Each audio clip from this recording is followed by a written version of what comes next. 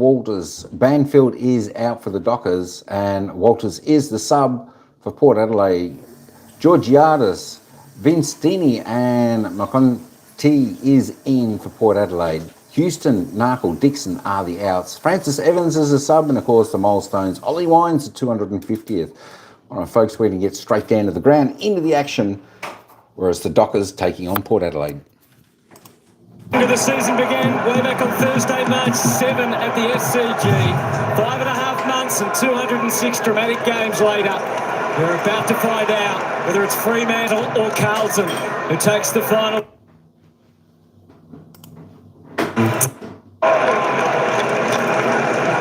So confirming Radigalea has started forward. Brendan Cox to him. Some great matchups already. Drew looks like he has got the job there on Sarong. And if you've just joined us, Charlie Dixon are laid out with illness, and Dante Visentini, the youngster, comes into the team as the backup ruckman. Just a bit of scrambling work so far, although there's a penalty for that on O'Meara. And it's going to be Boak, a 368-game veteran, who tries to set Port going through Farrell. Back to the goal square to Aaliyah.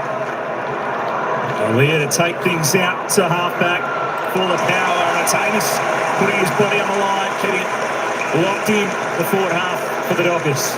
Got a crucial role today, hasn't he, Jai Amos? We've talked a lot about no Tracy, no Pearce, no Darcy, but yes, we need players like that if you're a Fremantle fan to not only score but put that type of pressure and lock it in your forward half. Well, the forward line hasn't worked without Tracy out there, has it? Sweet up and knock it back to the boundary, but Young pouncing onto it, just sends a kick in high to the square, but getting back to Thatcher. It's been the issue for the Dockers since Tracy has been missing, and it's not going to be an easy task against this Port Adelaide defence. They've been miserly the last 4 weeks. Been really impressive the way they've transitioned from being a hard team to score against, almost impossible. Terrific win in the showdown. There's Wines in his milestone game. Game number 250. What a remarkable career he's had. Certainly sing his praises as he gets back on it again throughout the afternoon. The Brownlow medalist. And there's going to be a 50-metre penalty here, in fact. Burne-Jones, Clark giving it away. Will be taken inside 50 and a chance at the first goal of the game. Well, energy's high, obviously, in this one to start with. And Jordan Clark's trying to stop that hit-up lead. You don't want to give that up because it gives Port Adelaide access to a deeper entry. That's why he's carried through with it. I think the 50's there. It's definitely there. It's just a brain fade, isn't it, from Clark? He's kicked at least a goal in each of his last 5 matches. Darcy Burne-Jones being such a vital forward for the power. We're getting off to the hot start. It's Port Adelaide who strike first.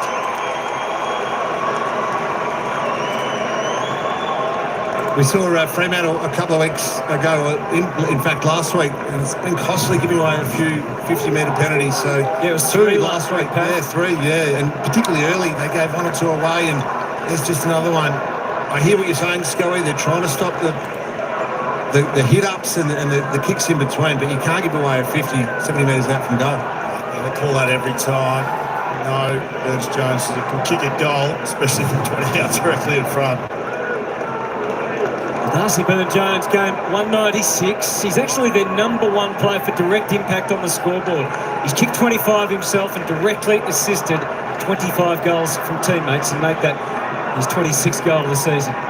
Pretty remarkable from someone who was back on the side. Yeah, such a crucial goal. An All-Australian defender back in 2020.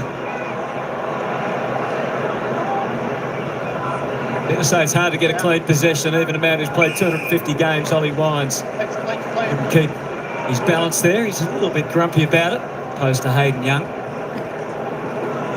Ready and Sweet going at it. Up with young ruckman getting their opportunities. Free kickers again. Going away. Rosie, Port Adelaide, off to Farrell. We know he's got a decent deep kick on him. Rioli waiting for the crumbs that never arrive. And Ryan, doing what he does best, takes the mark. Of course, in the absence of the captain, his role becomes even more prominent to Chapman. This is an aggressive ball movement. We had a great field right down the middle. Comes unstuck on Brayshaw. Had time to call for a free kick. But it's Farrell that jabs it forward. Sits just outside the 50. Drew slams it towards goal. Rioli worked underneath the ball by Cox.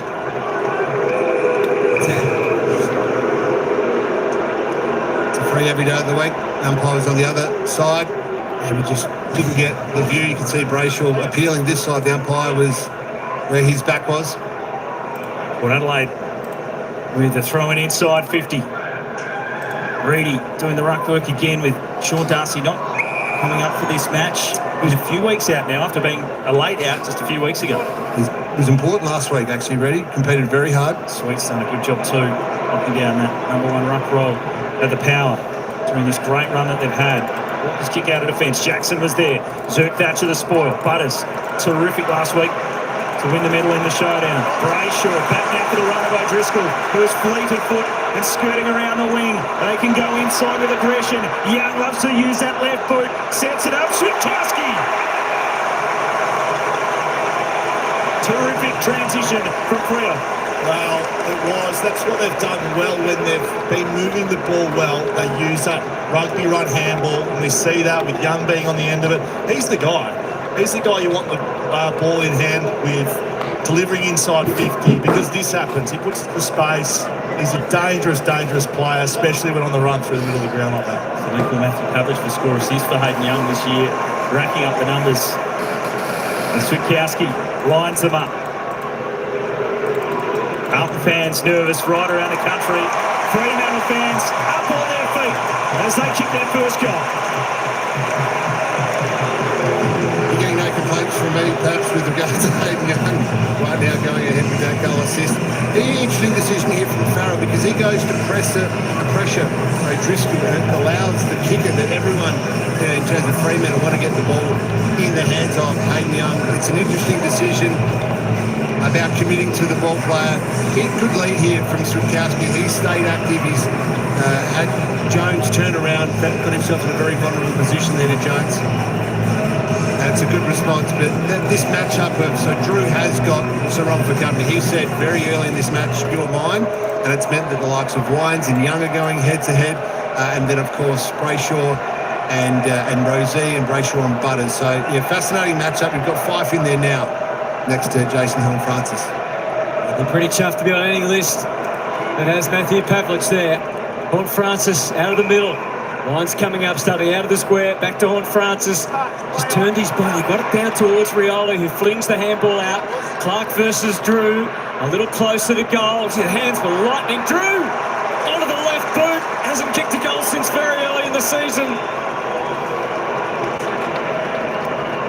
Now some of the work from Jason Horne-Francis to, immediately impact, goes inside, gets first hands on it, nails this kick, continues his run. Wines knows who to give it to, and this is just touch. It was lacing out with Rioli, but a couple of quick hands here was brilliant as well, wasn't it? Touch Just pick up Vicentini. hands. Yeah, look at that, Vicentini. Thank you very much. Laid in, brilliant hands to Drew, who finishes. Watch these hands right here. This is exceptional from the kid who's just come into the game. Laid in, quick hands out to Drew, who, as a defensive midfielder, they always feel better, don't they? Fourth goal of the season for Willem Drew. Vicentini got down well. Yeah. For a man standing 202 centimetres. Sweet in the ruck, opposed to Reedy. Brayshaw stood up in the tackle. Sends it to half forward. Sturt in a wrestle. Burton stood up to it and then tries to scoot away. Sweet there in support. Over the top, Farrell just had to wait for the footy to arrive. It lingered in the air a touch too long and allowed Young to run him down. Sturt and Burton, that's a really good matchup. Will Stan Houston with that big suspension out of the showdown. So the backline looking a little different for the Power. Yeah, Burgoyne has started on the wing, but he has sort of been floating, so they've probably got a rotation there between a half-back as well. Keep an eye on that. Rosie couldn't clear the kick away. Johnson looking backwards to go forward. Clark. And the long kick up inside 50. They jostle for position, and the free kick will go to the Power defender. Yeah, that was Aliir and Luke Jackson now facing each other. Felt like they could have let that one go. They looked at each other and grabbed hold of each other, but that's going to be a battle that's going to go on all day. Both athletic beasts. Oh, it's great to see. That's when you'd pay lots of money to come and watch, but Luke Jackson's that player. If you're Fremantle, you want to get into the game. Hasn't had a big 4 weeks. Season coming right down to the very last game. Horn Francis hit it with pace. Terrific roving. Sends it in as Walker and Rioli wrestle. Dangerous place to be for the defender, and he just wanted the boundary line. He recovered well. He's looking dangerous, isn't he? Horn Francis. Wow. Yeah, well, it was a great take, but then Willie Rioli and Walker deep. That looks like that's going to be set all day as well. So there's just matchups everywhere here that's great to watch. He hit it with pace to the case of Horn Francis. Getting a lot more of the ball on the outside at the moment, the power. And Jones toppled over. Chapman sure of hand. Young, and Chapman keeps on coming. Out to Wagner. You can see the path forward. Kowski just delayed the next give to Sharp, who's been running all year along that wing. Up and back. Is it whistle low? Yeah, there was just a downfield, so it's Jeremy Sharp's free kick down the field. The reason why Freo had to turn back to them was Alir was actually the free player behind the play, so they're well structured up, particularly when the ball is deep in their forward line, the power. They've been able to create a free number, so Fremantle having to do this, chip the ball around, or at least change the angles. Chapman in for his 16th game of the season. Good to see him getting some continuity. He's had plenty of injury issues in his 4 years in the system. To half forward, the ruckman tangle. Here's Jackson. Had the pace to get away from Zerk Thatcher. Witkowski back. Jackson, they wanted more from him. Puts the handball to the inside. Sarong has become a goal kicker in the back half of the season. And he can't hit the mark there. The agility you wanted from Jackson. Look out. And Port almost turned it over from the kick in a couple of times. Brayshaw attacked it. It spills away to Sturt for the snap. Some crucial opportunities going begging there, but the pressure is what the coaches would be happy. Have a look at the athleticism here from Luke Jackson. This is why we all think he will continue to be such an important player for the Dockers for years to come. And that's what you like to see, because he does that so naturally. And I think that actually helps him get into the contest aerially as well. Evans back to Burton. Has an important role in the absence of Houston. Up to the wing, Chapman. Disrupted again. Visentini doing a couple of nice little hard work for the power so far. He looks likely, doesn't he? Very clean below his knees and just agile enough to get a hand in there. Smart heads-up play, holds it in there, forward half for the power. Previously has come in as the ruckman in the backup role today. Had a showdown last year. But it's sorted that out nicely. Back to Burton. It's a skimming ball. Not going any further. And Chapman, who the ball seems to be finding regularly at the moment. There's danger in the kick for Johnson. Yeah, his hand was up straight away. Hey, Chapman, I think the Dockers had an outnumber on the other side, and his defenders were saying, hey, keep coming out this way, stick to the plan. Not enough damage, though, although it is good for the power. They keep it in their forward half. Stoppage on the half-forward flank here. Jackson, Visentini going at it. Going to the Dockers. Driscoll. So that handful of jumper at the front of the stoppage there, Horn Francis. He was good when he came on as a sub last week. Driscoll really set the Dockers alight. Hasn't played a lot of footy at all this year. It's the second game since round 18 last year. Driscoll, after he came back into the side as the sub, that's the start today. Another free kick for a hole.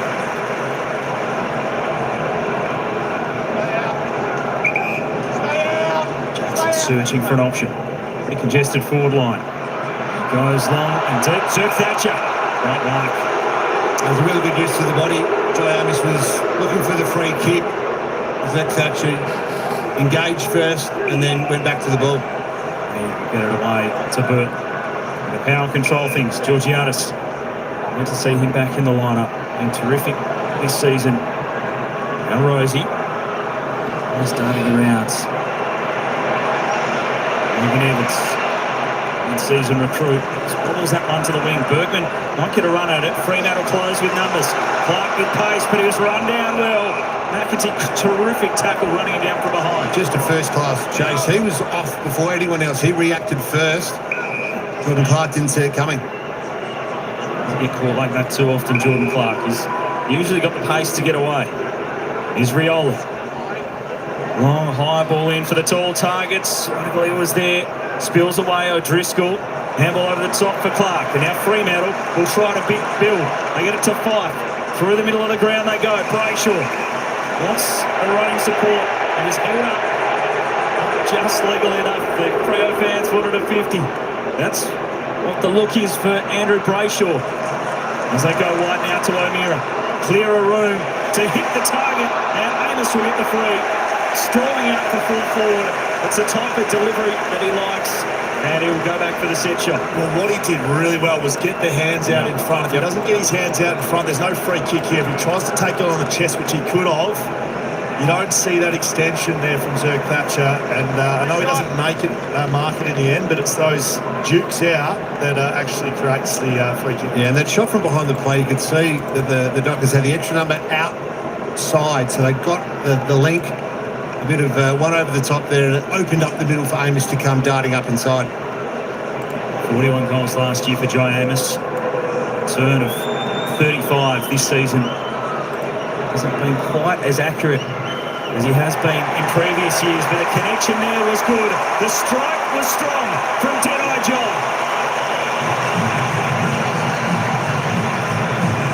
Let's have a look at this live ladder. We're about to potentially jump ahead there. We'll keep a very close eye on that back goal from Amos. But let's have a look at the build-up here, because it's a nice kick from Fife. Brayshaw looking for a bit of a 50. I think he initially tried to get it onto Chapman, but you can see there, Port actually set up pretty well behind the play, but actually getting the ball in motion, using your legs, driving, creates the overlap, and then opens up that space up the middle. Really nice bit of vision there to see moving and changing the angles, what it does to create and make it harder for defenders to go. Why he's so important to Freo when they lower their eyes. Yeah. He's not a contested mark. He can take a hanger every now and then, but he's a lead up, run up, forward, and that's how you use him, exactly like that. So for now, Freo in, Carlton out. It's still a long way to go yet. Couple of goes at it. It's Jackson and Visentini now in the middle. Bern Jones taken care of by Wagner. McEntee, the reflexes of Rioli.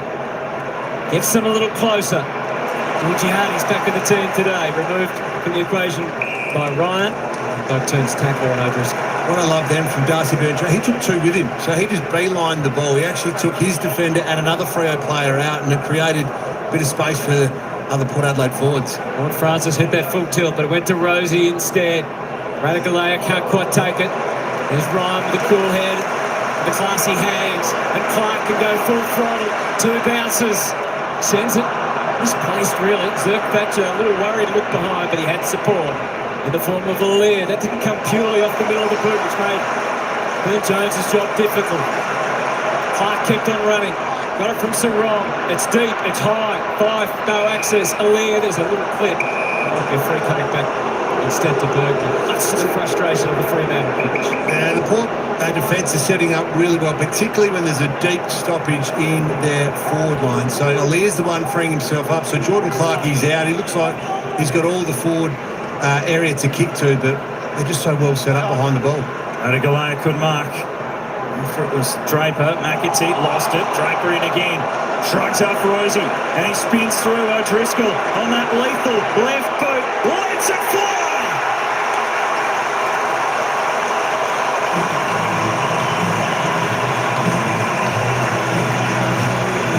How good was that from Nathan O'Driscoll? It's something that I've really missed over the last couple of years.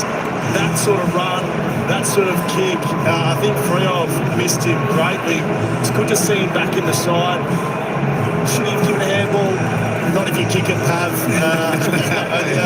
Only have to give the handball if you miss those. He's on his left, he's running. I think you take that shot every day of the week. You like to see them finish those. What I love is the fact that he said, you know what, I've got this. I'm going to back myself in, use my legs, use my speed, and go and finish the work. So, really impressive. He started well. He's up to the 5 disposal. We talked about his impact when he came on. So he actually played inside mid quite a bit last week, but it's been a lot of today so far out there on the wing. Up against Tom Green for a bit in the last quarter. Good lesson for him. Played in both their finals in 2022 when he made his debut. Fremantle advantage, and it could be significant. Young fires it in, it's low, it's very markable. And Voss has taken it. Good pair of hands, go. Yeah, centre bounce, clearance work there, and lowering the eyes. With a leer, you can't kick anything long and deep. He just reads it too well. A bit like Jeremy McGovern. Yeah. You can't kick the ball anywhere near him because he just reads it so well. This guy, such a great user of the ball, Hayden Young. Never quite sure how it's going to come off the boot. 5-10 for the season. He kicked a couple last week. It's been a tough day for one Voss family.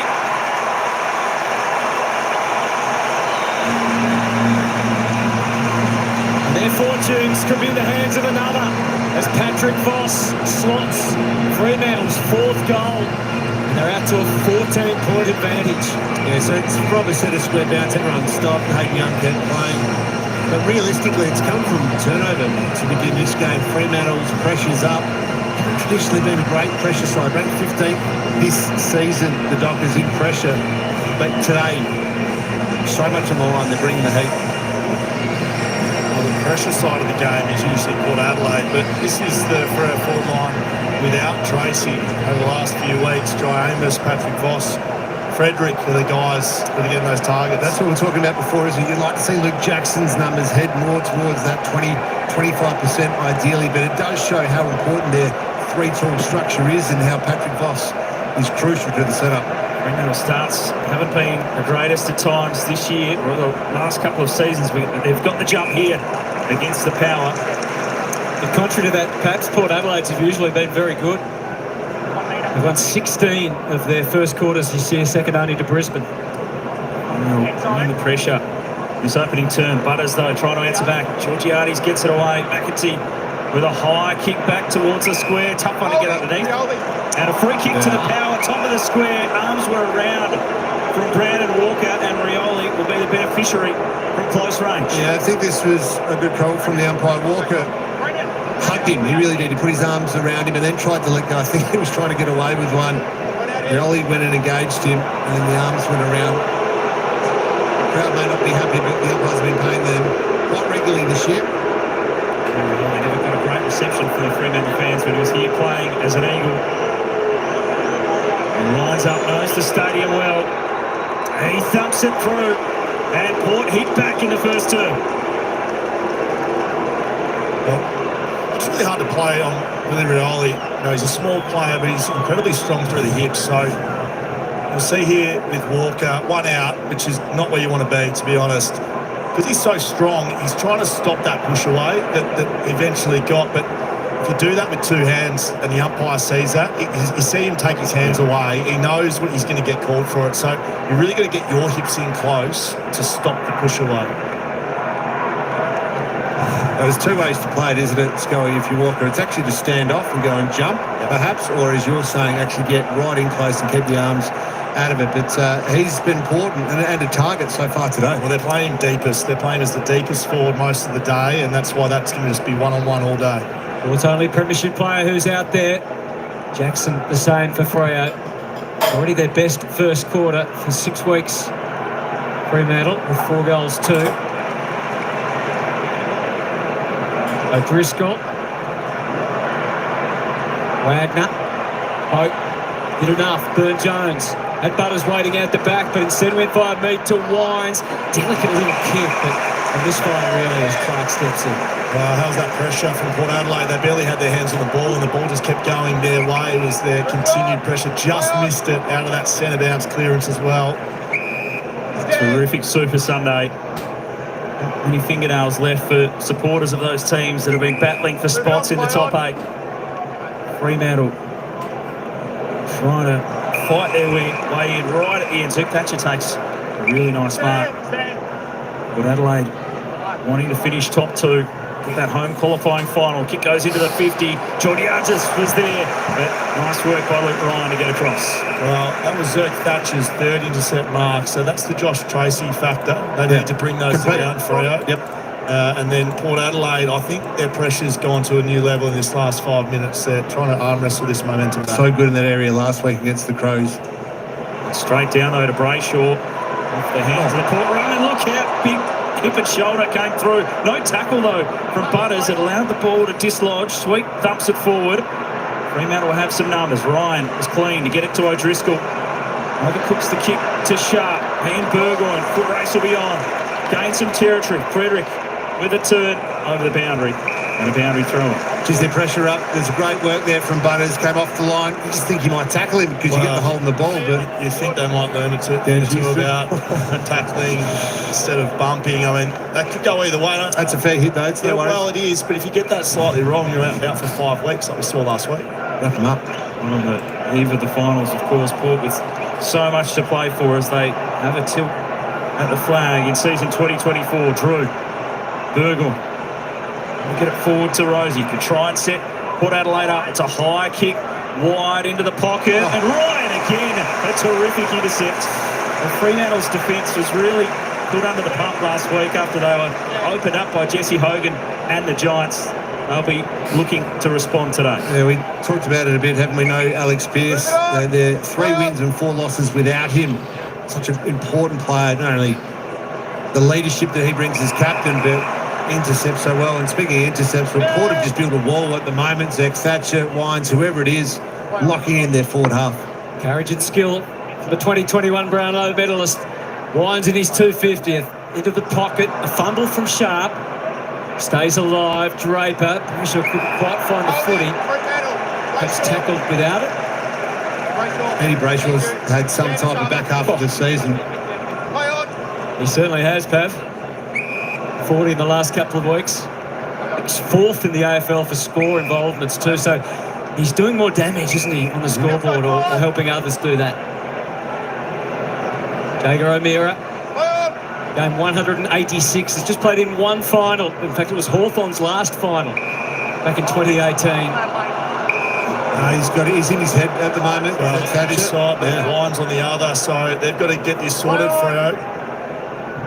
Zerk Thatcher. There's even numbers, so there's a real chance. Although the defence always had pole position with the size of Cox. So Port Adelaide had this wall set up along halfway, and then Freo are just good enough to get these intercept marks in their own D50. That's the way the game's going. It makes it hard to start up your offence when you're effectively winning at 30 metres out from your goal. Wagner on the run. High ball, Switkowski. Just a little nudge there on Jones to be able to win it, and then had support, but he missed Brady. It took a while to turn, and then to bend down low, and then to slip, but surge, and get it forward still for Fremantle. Bounce crucial. Farrell. Way to Aaliyah. Port can recover, but it's a 3-on-1 at half-back for Port Adelaide. Radigalea has too many to beat. If the Dockers can work the numbers. Brennan Cox to Ryan. Way to O'Meara, short pass, Fife is waiting, Aaliyah thumps it clear. Could have had deeper option, maybe, but Jago O'Meara is not a long kick, that's not his strength. He needed to punch that a little harder. Aaliyah's just waiting for that down the line. He's just putting himself in the best spots all quarter so far there. Now it's Sweet versus Jackson. Sarong loves a goal from here. There's a lot to go right with all that was in the goal square, but you never know. There he kicks Zerk Thatcher. Lost some time at least, or maybe it's more promising. Burnt Jones, great use of the body. Burton knew what was coming as it comes. That's really good play, both from Amira but Burnt Jones to get over there and make the effort. Such a crucial contest. We can talk about the pressure gauge. We'll have a look at this. So Fremantle, as you said, 15th in the competition from pressure. Well, they're bringing the heat to begin with. This is what Port Adelaide do week in, week out. Lions with the territory. Visentini back on the ground. Go all the way through to Horne-Francis. Chance for Butters. He's prepared to wait. Takes the right call to Boak. And out wide to Horne-Francis. Quick skim of what's ahead. And the hard running is not quite rewarded for me.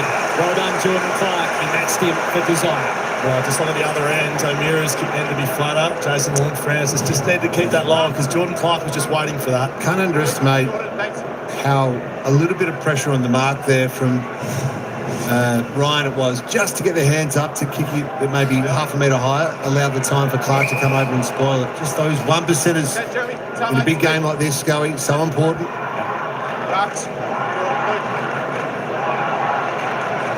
Jackson against Sweet. Hit out was good. Horne-Francis couldn't take it. Ryan rode the tackle. Away to Clark. Out to half-back. Sturt was there. Boak a good spoil. Farrell onto it first for the Powell. Looking inboard. Wines with the turn. Found an option, but Sturt read it well. Chopped it off. Fremantle will have to go fast from this position. Dangerous kick from Young. Just got it across to Shah. Now they have to retreat. Brennan Cox wide, and it's sharp. Again, we've highlighted it many times this quarter, but a couple of times Fremantle look like they're out, but Ali's the one who's freeing himself up. If it's a forward 50 stoppage for Port, he's the anchor. He's playing +1 quite a fair way away from the ball, really stifling the Dockers once they get out and out of that initial clearance bubble. Chapman just came off the bench. Was able to get free to take the mark. O'Meara. Just over a minute to play in this first quarter. Chip their way up the wing. Strong hands there from Brayshaw, but Wines was good to knock it out of them. And now it's Farrell on the burst. Brayshaw, a good busting run to try to run him down. Farrell was quick though, long ball. Georgiadis was there, made it spill. Vicentini trying to fight it down low. Door opens, Brennan Cox well tackled. Did he throw it away? There was no clean disposal. Wagner, Dockers under the pressure in defences. Ryan sends it out to half-back. Sturt couldn't take it. Farrell wins it back. 30 seconds to go, first turn. Wines will send it back into the pocket. Dockers with numbers. And a free kick is paid for high over the shoulder. And we'll go Fremantle's way. You thought the Wines spoil and Brayshaw on the wing may have been a free kick, and then I think the umpire put the whistle his way. That was a throw from Cox. There was a couple. Yeah. Wasn't there? Well, Adelaide are going to finish this quarter with no marks inside 50, which they lead the comp in at the moment. I think that's the pressure side of this game. So the dying seconds of the first term. Fremantle have got away to a positive start, something we haven't always said over the last couple of years. They'll have the lead at quarter time. And as we know, if they can maintain that, and just along the hill will lead them back into the finals where they were 2 years ago. And it's all thanks to the drama that happened earlier in the day as the Saints, with Jack Higgins getting over the line to break the hearts of Carlton fans. Freo lead by 8 at quarter time.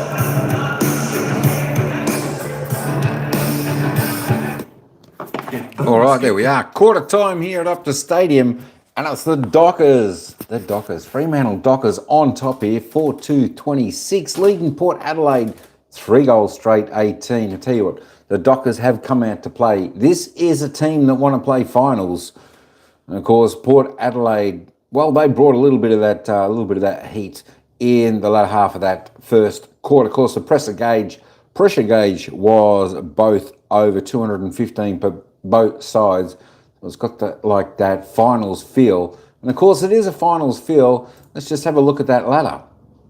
This is the live ladder, folks. This is the live ladder. And if you're a Fremantle supporter, you'll be extremely happy to see this. This is the live ladder. So Freo wins. They're in the top 8. And unfortunately, Carlton will drop to 9th and miss out. And of course, there is Port Adelaide on 60. If they do happen to lose this game, they're only 1.3% clear of Geelong. Port Adelaide will actually want to be winning this game also. Both teams have got a lot to play for. Of course, Fremantle need to win this to get into the 8 to play finals, and Port Adelaide need to win this to stay second on the ladder and get a home final against GWS. If Port Adelaide lose this, and they lose this, I don't know, maybe by about 20, 25 points or so, they may drop to 3rd, which means they will have to travel down to Geelong or to the MCG to play that first.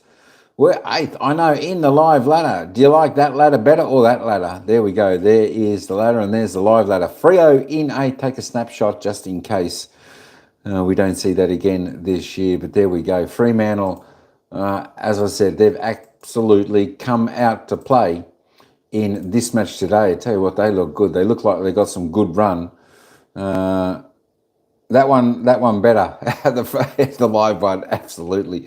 There we go. So Ollie Wines on top with the disposals in the first quarter for Port Adelaide with 10, 7, 3 handballs, 2 marks of clearance. Luke Ryan, Heath Chapman there, both on top for Freo with Mason Driscoll, 9 and 8.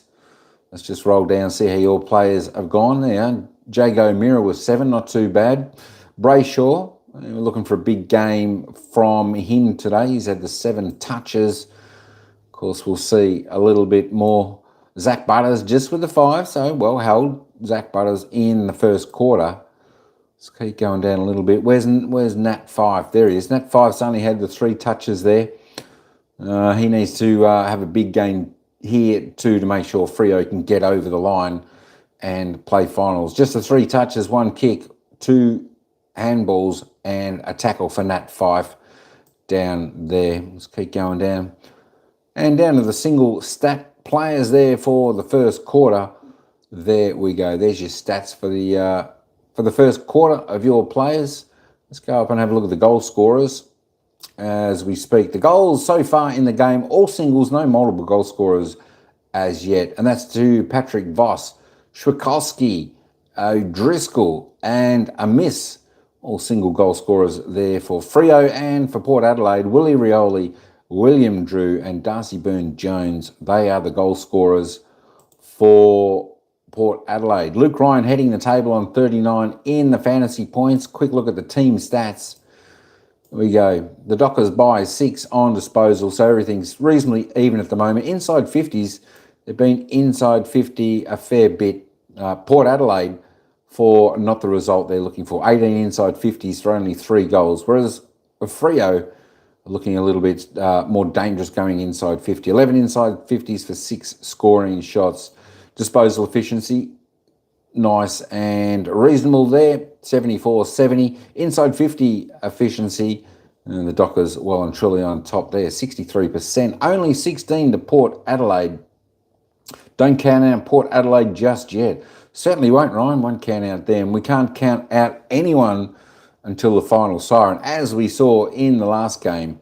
7 free kicks each. The hit-outs, Port Adelaide on top there. The clearances, though, the Dockers on top there.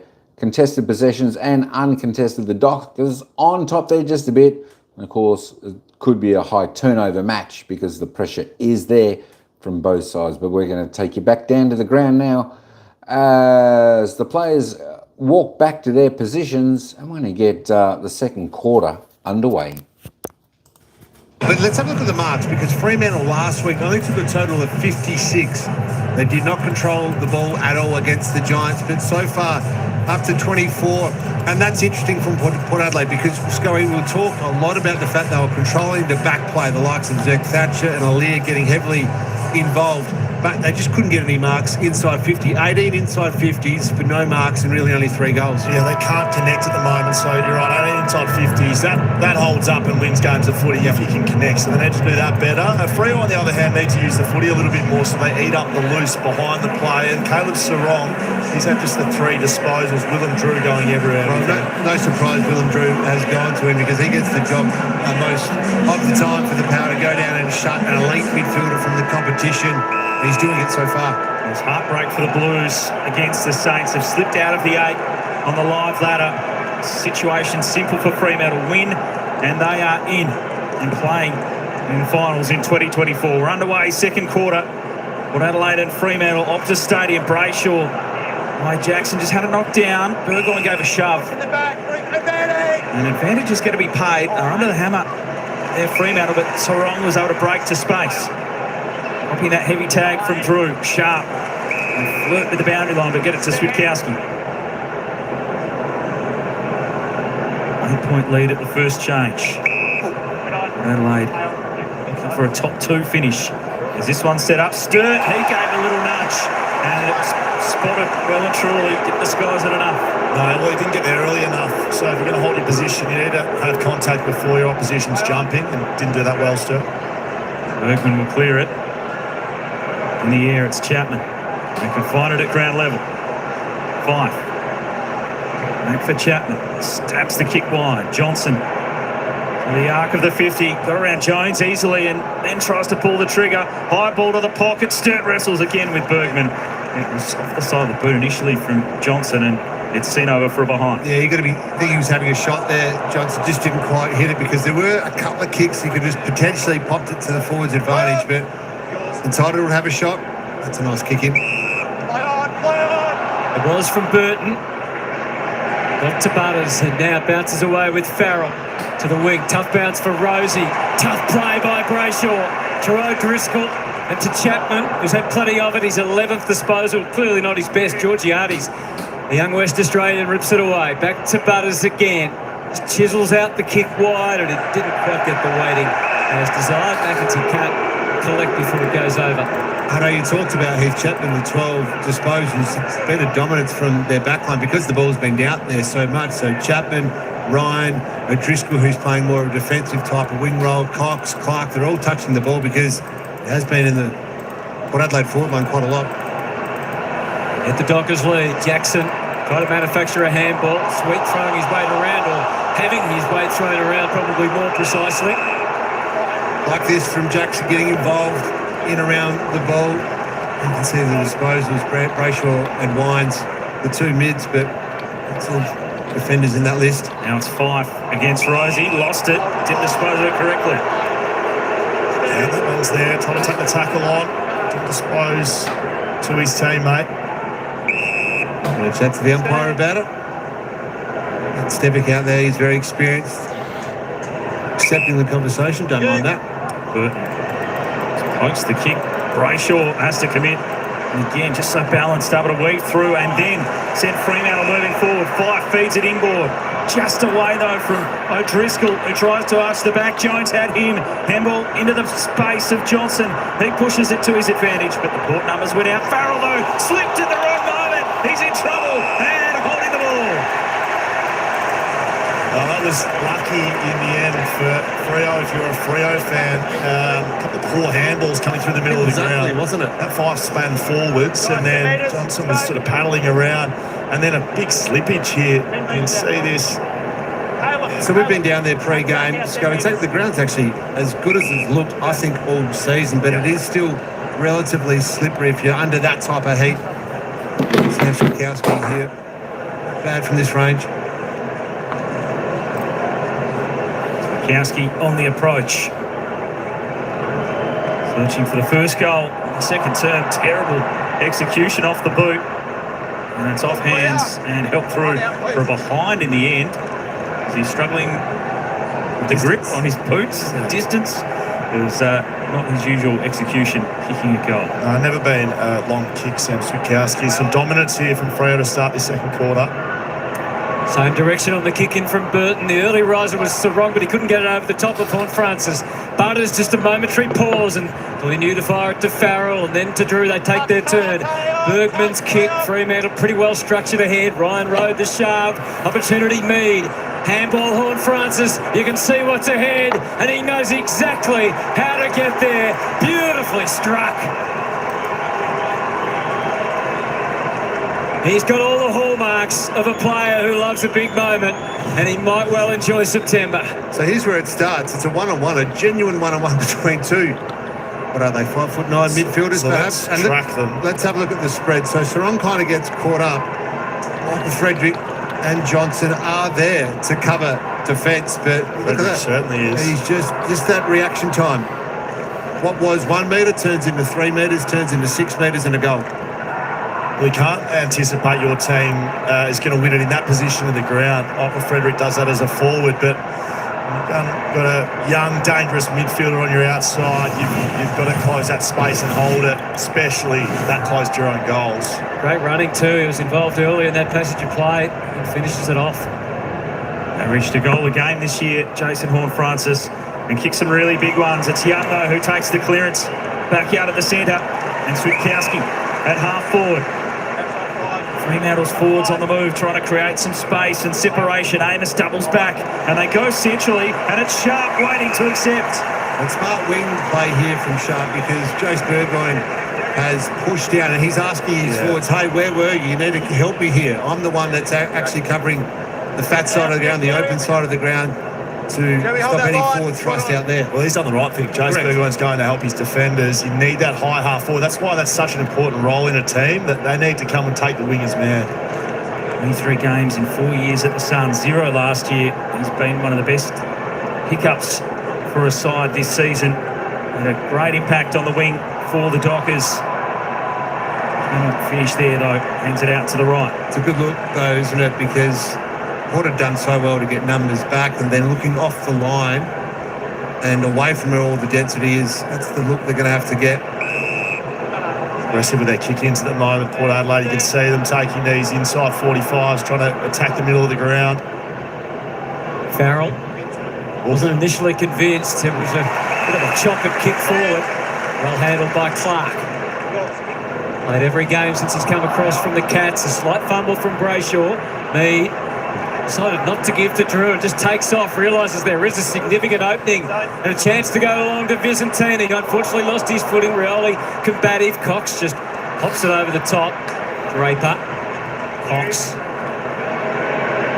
Because of the extra number, he did pretty well though, given the representation he was against. Wagner, the journeyman, pounced. Set up Brayshaw, and the charge is on now through the middle of Optus Stadium. O'Meara with a place kick, the early body work from Voss to get there. Pack crashed, Sturt, bit of a standoff. Realising he's not quite close enough. Brayshaw to Sarong, the two guns out of the middle, stares it down, and it gets there, the wrong side of the post. Just fading late, much to the chagrin of the young champ. Well, you can see these half forwards from Port Adelaide, they're struggling to keep up with the game because it's turnover to turnover there. It's a really difficult spot to be in, and this time it's Caleb Sarong that gets on the end of it, can't finish. That's his second miss of the day. When you're getting tagged like that and you get those opportunities, Drew's hit the scoreboard the other side. Sarong to be kicking himself. He hasn't been able to take those two opportunities in front of goal. Got the heavy tag the last couple of weeks. Caleb Sarong is 22 and 24 disposals in his last couple of matches. Only 5 so far this afternoon. Ryan with a bit of work to do down low. Horn Francis threatening to rip it away from their Wines. Ducked ahead, got through one tackle. Hort working in a tight space, get clear. Well, he worked the numbers back to Horn Francis.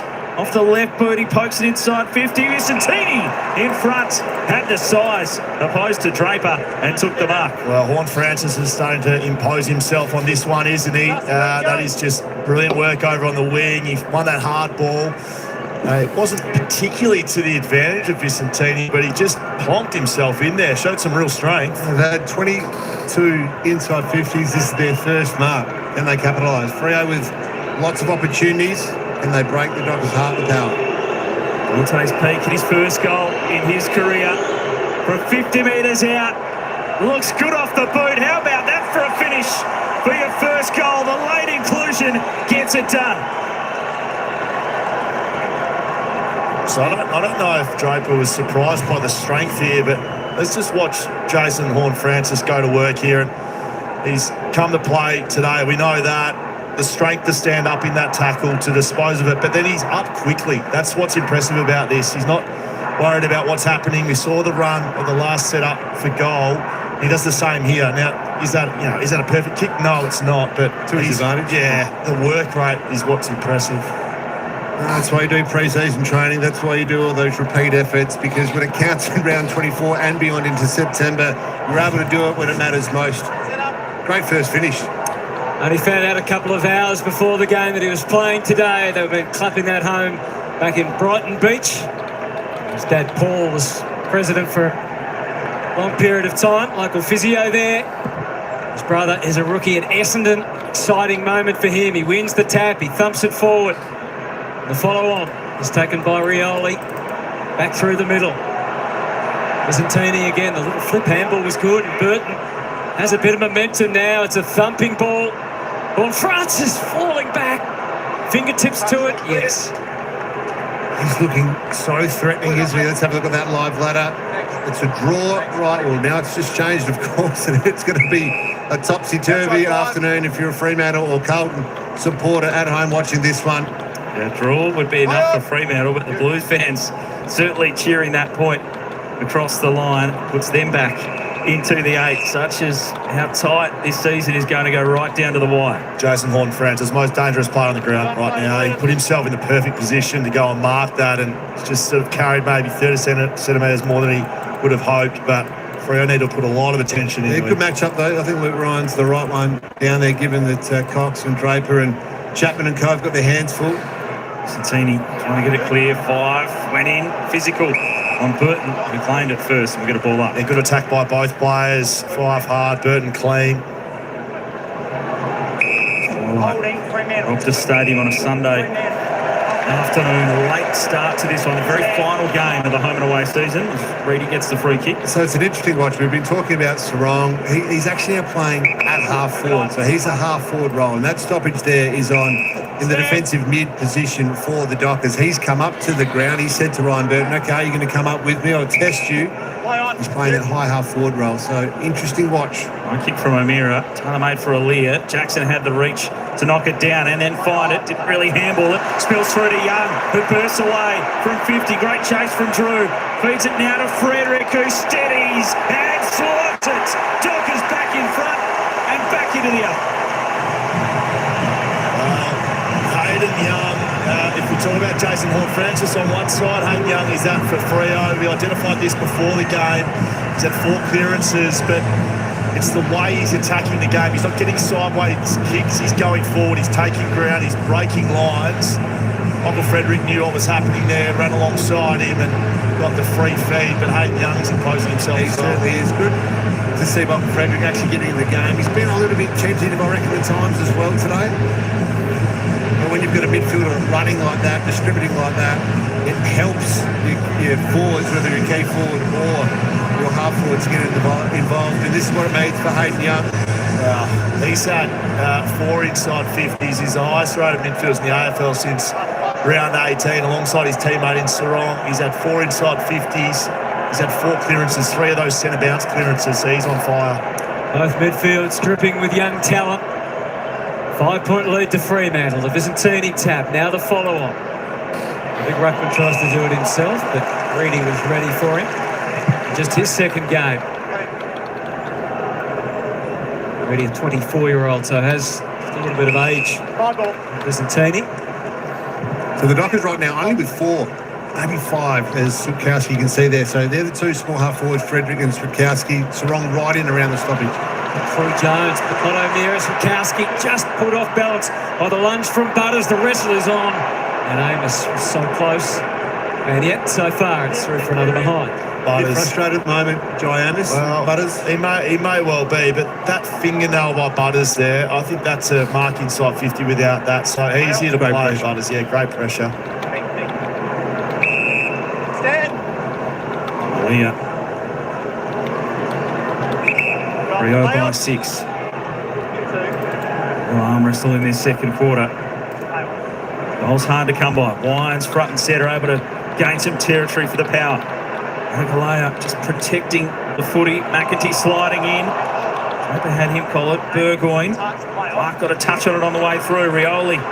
Walker wants the safety of the boundary. I know there's a lot on the line here in terms of Port Adelaide winning a home final, but what I've loved is that they played in a game, the 3rd highest pressure game of the year last year in the showdown, and yet right now they are just doing exactly the same. That's what you need to trust when you get to these big games. Talking about trusting teams come big finals, well, they're just backing it up week in, week out. 22-point win over the Crows last week in that showdown. Mead fended off by Mira, just trying to finish. He's working it back from the angle. Not enough. It would have been an exceptional goal had he been able to convert. Well, what Port Adelaide are doing, playing finals footy. It's high pressure, good from clearance. They're just not executing on the connection inside 50, but they're field position, all that stuff that wins finals. That's what they're doing. So that's why they are where they are on the ladder. In a straight line from the kick-in to Chapman. Yeah, both teams executing pretty well, aren't they, from those kick-ins, really drawing players wide to open up that one up the corridor. The bodies head to the right, and so is the footy. Ryan keeping it tight to Sharp. Played every game, been a canny recruit for the Dockers from the Gold Coast.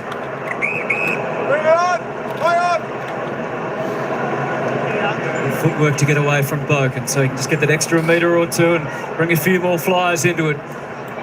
Reedy and Visentini, and underneath Bergman. Young got through the first line, and there was some high contact. Bit of fortune there, favouring Sturt. Opposition just evaporating on the spot. There's another whistle just being forced around onto his ankle. He didn't look lateral at all. He was just looking forward the whole time. They had 2 or 3 half-backs and wingers actually lateral to the ball, but he didn't even look out that way. A great result. It gives Bergman the opportunity after this disruption to get it to Boat. Flags the kick for Butters. He did well, given he was trapped LBW there, but the handball not so good. Sarong, Butters goes again. He'll just run and run all day. Off he went to Burn Jones. Wagner left his man, and what a great decision it was. Crowd get up as he kicks it out wide to Sharp. He didn't let the adrenaline pump too much, but now the charge comes from behind. And O'Driscoll, we know that he has both covered. Strides off, has a bounce, a little glance behind, didn't quite have the energy to finish. Burgoyne where a good winger should be. Keep going on in the goal square as Amos, I think it was, and Lear were trying to jostle for position. Calling for help. Look at that, what happened behind the play, because there was... It's almost not an Achilles, because he's gone back to take off. We'll keep a very close eye on that. We'll be up to date as we know more, but looks in a lot of pain there. Aaliyah, that would be a brutal blow for the Power right on the eve of the finals. They have a big tilt in September. The Power win it there. Wagner couldn't quite clear it, so now it's Burgoyne. Good pressure from Clark to the boundary. Chapman shoved the player over, but left the Sharon behind. Go back to find it again. Clark and support from Draper. A little casual. Kick was knocked down well by Wines, keeping that pressure up again. Port Adelaide, and it ends in a mark inside 50 as Aaliyah hobbles his way to the bench. Yeah, Catherine, keep an eye on that one. This one's played on. Play on. Did he step around? And he's barreled over the line by Ryan. He'd already walked out of play. Well, a strange call there. The Freo fans are up and about. Plenty happening in this second quarter. It was injected off the turnbuckle WWE style there, Luke Ryan. He is just absolutely slungshot himself. We're probably lucky not to give a free kick away. It's over the boundary, I thought. It's strange that the player was called. Georgiades had no awareness of it at all. Switkowski trying to find it. The heat in the game is going up a couple of notches after that hit, and it's still going on. Fife now in a wrestle. Copped a hit after he got rid of it. Let it go, let it go. Butters is involved. He didn't enjoy the contact, Nathan Fifey. And now it's going to be a Adelaide's kick. So this is the tackle from Luke Ryan. There's just a bit of a shove in the end, but there's a free kick to Port Adelaide here. Maybe a reversal. I think it's a reversal. Let's have a look. So this is the replay for Georgiades.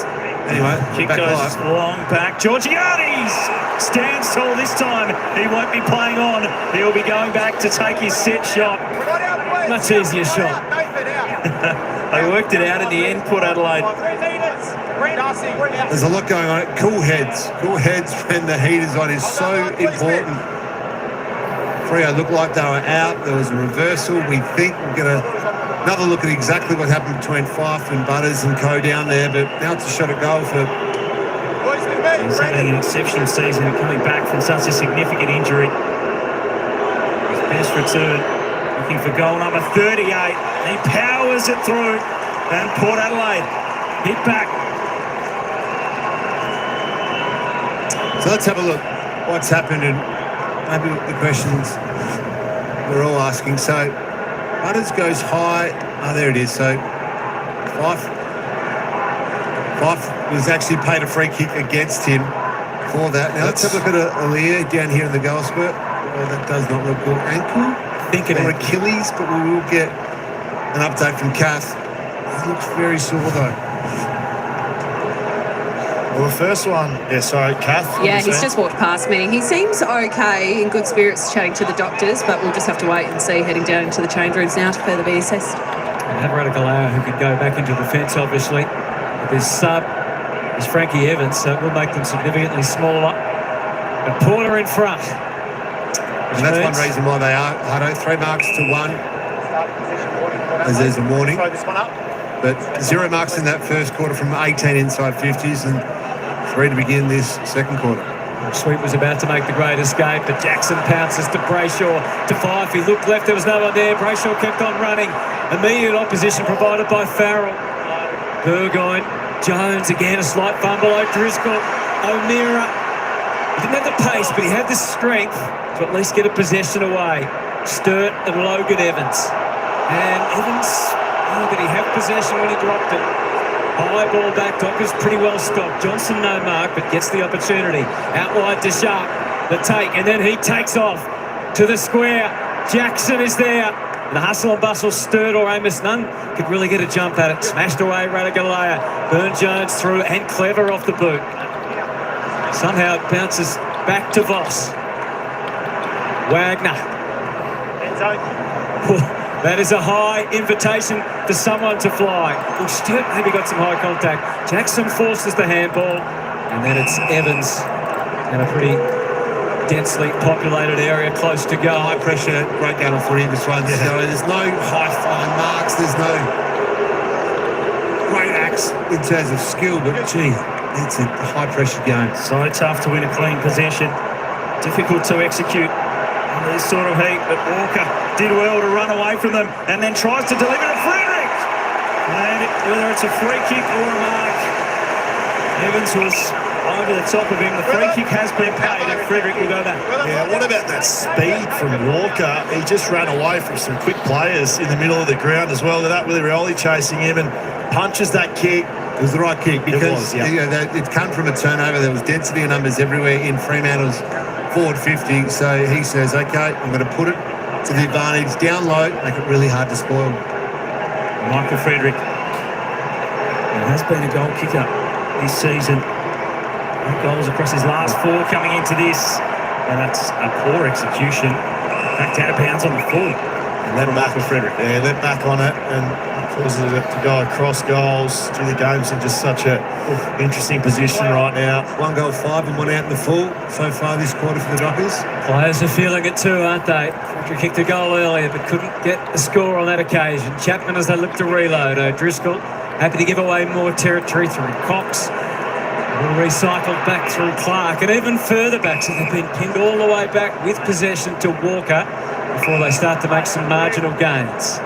Sharp to Brayshaw. Sharp will keep running. He's an option for Brayshaw. Running no longer. Back again to Sharp. He showed it completely to Farrell. Not so good now. He can power through, brushing off any would-be opposition. And the kick is floated up towards Rioli. Awkward. But well played. Farrell waving behind the back. Great stuff. Loose ball is taken by O'Meara. Fancy stuff from Walker. And now O'Driscoll. And Clark's really sore behind the play as well with a left arm injury. He is too. Wagner cuts it back to the wing. High ball. Evans closes late but with effect. Sitkowski balanced. Showed the ball and then sent it forward. Johnson can pace his way inside. Again, it's about the finish. And then for a wide. 1-6, we're out in the full. A costly conversion issue with the Dogs. Let's have a look at this injury with Clark. It's that left shoulder getting caught in between there, Kath. He just waved off the doctor, so he's still clutching it a little bit, giving it a shake, but he's staying out there. Look at the big corky. Not often see a cork in the bicep or the arm, but wife's knee, I think, on that occasion, causing the issue. 3 goals 10 now for the season for Matthew Johnson. Golden opportunity there. Port Adelaide. Pinned defensively for the last few minutes. Jackson to the front. Wouldn't mark. Chapman trying to take them on. Rosie had him. O'Meara disrupted it. Draper a clean pickup. O'Driscoll wrapped up. No cry. Up ball up. Tackle there from Drew. Contest in the middle of the ground here, now coming to ground, so both sides will figure that out. Just to highlight the dominance in terms of Fremantle ground ball and contested possession, leading both of those this particular quarter by 10 each. So 10 more ground ball, 10 more contested possessions, but Port Adelaide 3 goals 2 to 1-6, having an impact on the scoreboard. Farrell in some discomfort on the boundary line. Bounce for Radigalea was tough. Drew trying to take it. Dockers with more numbers at the spill. O'Driscoll couldn't take it cleanly though. Butters was good. Great hands to get it to Me. Drills the kick in. Perfect execution. Another mark inside 50 for Port Adelaide. Georgiades will go back from straight in front. Zach Butters, how clean was he? He saw fumble, and then Zach Butters gets one opportunity. He's clean. So look at this fumble. That's a cough up there. And Butters at full pace with 2 tacklers on him distributes perfectly. Last 4 games for missing recently. 5 goals, 3, 3 and 4. That's some big bags of goals this season. It's Georgiades back home in the West. And looking to strike against the Dockers. That never looked like missing whatsoever. He's having a big game, isn't he, Mitch? Really dynamic in this Port Adelaide forward line. You called it well, Scully. This is just about being clean. So Cox is staying behind here, but there's a fumble from O'Driscoll. Players going through. Butter says, okay, leave it to me. I'm going to be clean. I'm going to draw 2 players and get the ball out in space. It's a great kick from me. Really important kick. Gets it to his advantage.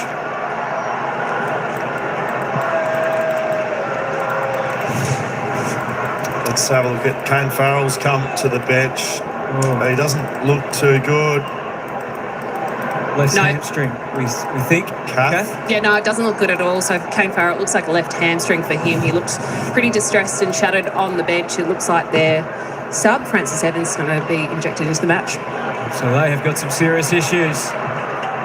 Reedy follows up, gets it inside 50. Tough for Jackson. Evans all finally behaves.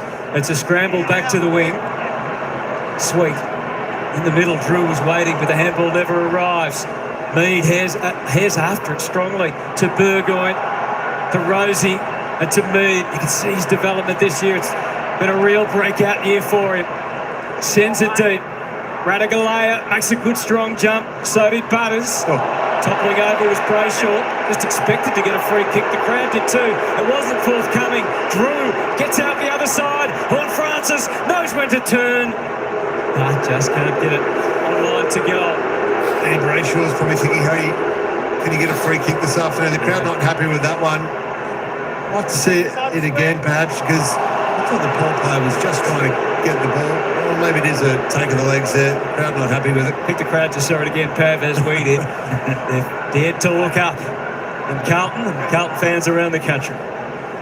Blues, as it stands on the live ladder in the 8. They are Port Adelaide fans for the next 2 and a bit quarters. We've just got the 30 seconds remaining, and Fremantle have got the break with numbers. They go forward for a Switkowski and act about 5. The veteran, the superstar for Freo, able to push forward and take a mark at close range. Great run from Switkowski and Young. The spread from the stoppage. So Switkowski's the half forward. He's out there to help protect, but he's also, I know you're looking at this one in terms of goal shot. Look, Freo fans. Great run though. Always been his great strength. Dockers fans' nerves have been shot all day. They are relying on their superstar, who kicks the goal on the siren to end the half. What a game of footy we've got. What an end to the season. We've got Freo just a point outside of the top 8 with 2 quarters to play. The Blues sitting in the 8, watching on their fans, nervous to know if their season will continue. We've got a grandstand finish coming up, a 1-point lead to the Power. When the world gave them setbacks. All right, when the world gave them setbacks. There you go. And Nat 5, kicking the goal after the siren. Good stuff, Nat. That's the way. I tell you what, folks, if Fremantle was kicking straight, they'd be 4 or 5 goals in front. They should have been kicking a lot of these goals that they've kicked behinds. That is for sure and certain. I tell you what, Port Adelaide 7-3-45 to 6-8-44 the Dockers. We probably don't want to look at that live ladder right at the moment. I checked that live ladder before, and that is when Freo lose by a point. They're out of the 8. I checked that before. If it was a draw when scores were level, and if scores are level and it's a draw in this game, then Fremantle will actually go into the 8. So for Fremantle to make the finals, they need a draw or better. That's what I had a look at before when I flicked it over to the live ladder when the scores were level. We'll take it back down to the commentators not too far away when they come back on. Mark Lancaster, how you going? Travis First. What's Travis First? I'm not sure what Travis First is. You'll have to explain that one. There we go. Andrew Brayshaw is the man so far. 18 possessions on the ground. He's leading the way for the Dockers and doing a great job there. 4 kicks, 14 handballs, 4 marks, 3 tackles, 5 clearances. He's having a great game. Ollie Wines, 15. The leading for Port Adelaide. Chapman O'Driscoll, 14-15. Jeremy Sharp, 13. Jager O'Meara on 13. As we do, we just scroll down, have a little bit of a look. Zach Butters looks like a South Park character. He's on 12. He's had 4 kicks, 8 handballs. There we go. 1 mark, 1 tackle, 3 clearances for the South Park character. Good stuff. Nat 5, what a mark. What a fantastic one-handed mark in the goal square. I tell you what, only the superstars can take marks like that, especially when they've got so much strength. Be happy with that. 9 disposals for a Nat. Of course, 2 kicks. Kicked a goal. Doing all right. 7 handballs, 2 marks, 2 tackles. He's a brute of a man. Travels Boak up to 8. Jesse Burgoyne on 8. We'll just go down slowly so you can have a look. Check it out. See who you are. What stats your people have got. Or if you're watching this live later, you can just pause the live and see the stats on your players. There we go. Half time. As Port Adelaide by 1 point. Let's have a look at the goal scorers. Still only the one multiple goal scorer on the ground, and that is Amici Georgiades. I think that's how you say his name. He's got 2 goals for Port Adelaide. There we go. He's had 6 disposals, 2 kicks. Those 2 kicks, he's kicked 2 goals. Patrick Voss, Vincenti, is that how you say it? Switchkowski, my gosh, Rioli O'Driscoll, Horn Francis, Nat 5, Frederick, someone, let me get back to that, Drew, Burn Jones and a miss, all with 1. Someone said Michael Frederick, he'll have a pretty good game today. Of course, he's a pretty exciting player, but he's been reasonably quiet so far. He's only had the 3 possessions, 3 kicks. He's had a mark though and a couple of tackles, plus he's kicked that. I know, crazy names. Audi Bar, crazy names. AFL Fantasy Point, there you go. Andy Brayshaw on top, 65, leading the way. The others are a little bit under that at the moment. Disposals, I tell you what, this game is reasonably even. I think it's reasonably even. It's not too bad. And there we go. As the score suggests, only 1 point difference. All right, let's just get back down to the grounds to the commentators to see what they have to say. They are bringing the heat. Yeah, there is. I mean, I think Fremantle probably lost some momentum and Port Adelaide became more efficient, right? So they're number 1 in the competition over the last 4 weeks in scores from inside 50. So they probably righted the ship in that regard. They were probably a bit behind it in that first quarter. And the Dockers in the opposite direction. 2 goals, 6 and 1 out in the full. So had lots of opportunities, just couldn't convert. Two of the most lethal players on the ground, Jason Horn-Francis and Hayden Young. But Horn-Francis first, his speed just stands out. He reacts. So it's the reaction time that sets AFL players apart from the good ones that play every now and then and the ones that actually are elite players. And there's an example of this not only just there, but when the ball goes to this next contest, Horn-Francis understands where the ball's going. Frederick sort of almost guesses, goes the other way, and it's too late. Yeah, and the reaction that you highlight's been great. We saw another one here on the wing where he went to ground, gave those hands in and out, and he was the first to get up. This is the one, right? So shrugging a couple of tackles. When you go to ground like that, it's easy to stay there. Yeah. But he's straight back up, back involved, and he's the one delivering inside 50. I think the most dangerous player on the field right now, and that's why Port Adelaide have the lead. He is an absolute gun for Port Adelaide. A bit of a story developing on the bench, though, for Port. So we saw Alir really hobble off. It's an ankle concern. The club are yet to confirm to me exactly what the issue is and whether he'll take part in the second half. But this was the incident, Pav. Yeah, so at first it looked like an Achilles, but you can see there almost the reaction of just a tweak. Now he's gone down to the rooms, he's had some treatment, obviously had it re-strapped, and he looked as though he was moving okay. There's the other story though, Kane Farrell out of the match. Confirmed from Port Adelaide, it's a hamstring, so what's that, roughly 3 weeks, which really puts him in doubt heading into September. Luckily we do have the weeks by, but the first 2 weeks of the finals worst time to be having a That's why he's so distraught. It's a difficult time of the year when you've got successful clubs and you got injuries. It plays a part in the game. What do you think Ken Hinkley's thinking now then? Because obviously they're still sitting in second spot. They've got about a 4-goal buffer, so they don't want to lose by 4 goals because they'd be thinking about the win. just by the win. Keep winning, keep the momentum up. They've been one of the form sides of the competition in the last 2 months. It would be all systems and foot to the throttle in terms of trying to win. The best way to not lose by 4 goals or more is to win the game, right? So that's why Ken Hinkley's going to be doing that.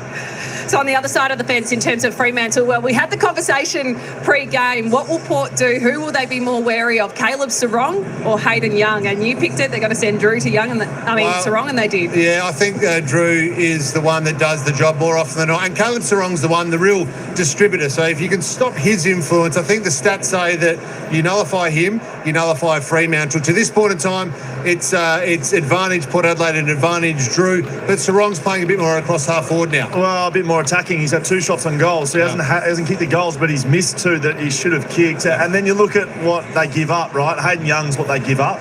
Brayshaw sort of plays the in-between role, but Hayden Young, I think, is what they've given up to go and take Sarong out of the game. So they're the number 1 and 2 midfielders in the competition right now. So, you're rob-headed to pay Paul. It's great to watch, though. I'd say, look at the midfield talent across both teams. It is a fascinating and very enjoyable watch, Kath. And the show will probably continue for another 10 years because they're all young, aren't they? Got plenty of footy left in them. It is Port Adelaide by 1 point. We're going to check in with John Ralph next.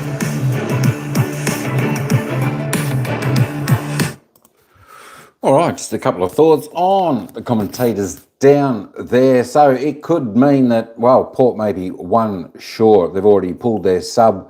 And, of course, Aliir looked like he tweaked his ankle or something down there. So we'll see whether he gets back on. He might just take a little bit of a shot, strap it up, may get back out there. Or Port might be just 1 short for the game, so they might only have 3 on the bench. Let's just get back and have a look at those disposals before we get back into it. How long have we got? Oh, we've got about 10 minutes, but the commentators will come back on and they'll give us a few more thoughts as well. So the kicks, disposals, all pretty well even. 21's not big margin. The handballs, that's where it's all happening for Freo. 20 ahead on the handballs. Inside 50, both pretty even. 26 inside for Freo for 14 scoring shots, going at better than 50%. And, of course, inside 50s for Port, 29 times for 10 scoring shots. So just going at about 32%, I would think. 34.5%, is that right? Somewhere there. Anyway, disposal efficiency, both teams reasonably well.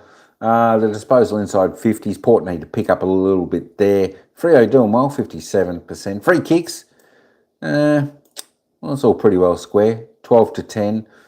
There are a couple that probably should have been paid that weren't, but that's okay.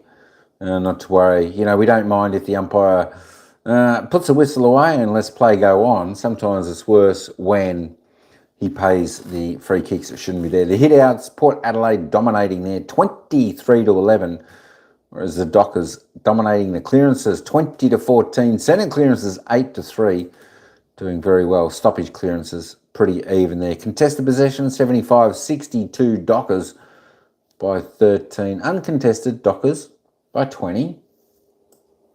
Turnovers, 37 apiece. There we go. Marks, Dockers finding their man a little bit more, 47-33. Marks inside 50, both equal there, both having their opportunities. The one thing with Freo, though, as I'll say in a minute, tackles all pretty even, inside 50 tackles all pretty even. Let me just whip this up quickly. There we go, to not make you dizzy. As I said, the live ladder, most people don't want to see that unless you're a Carlton supporter. Freo need to draw this game or win this game to make the top 8, to make the finals coming up.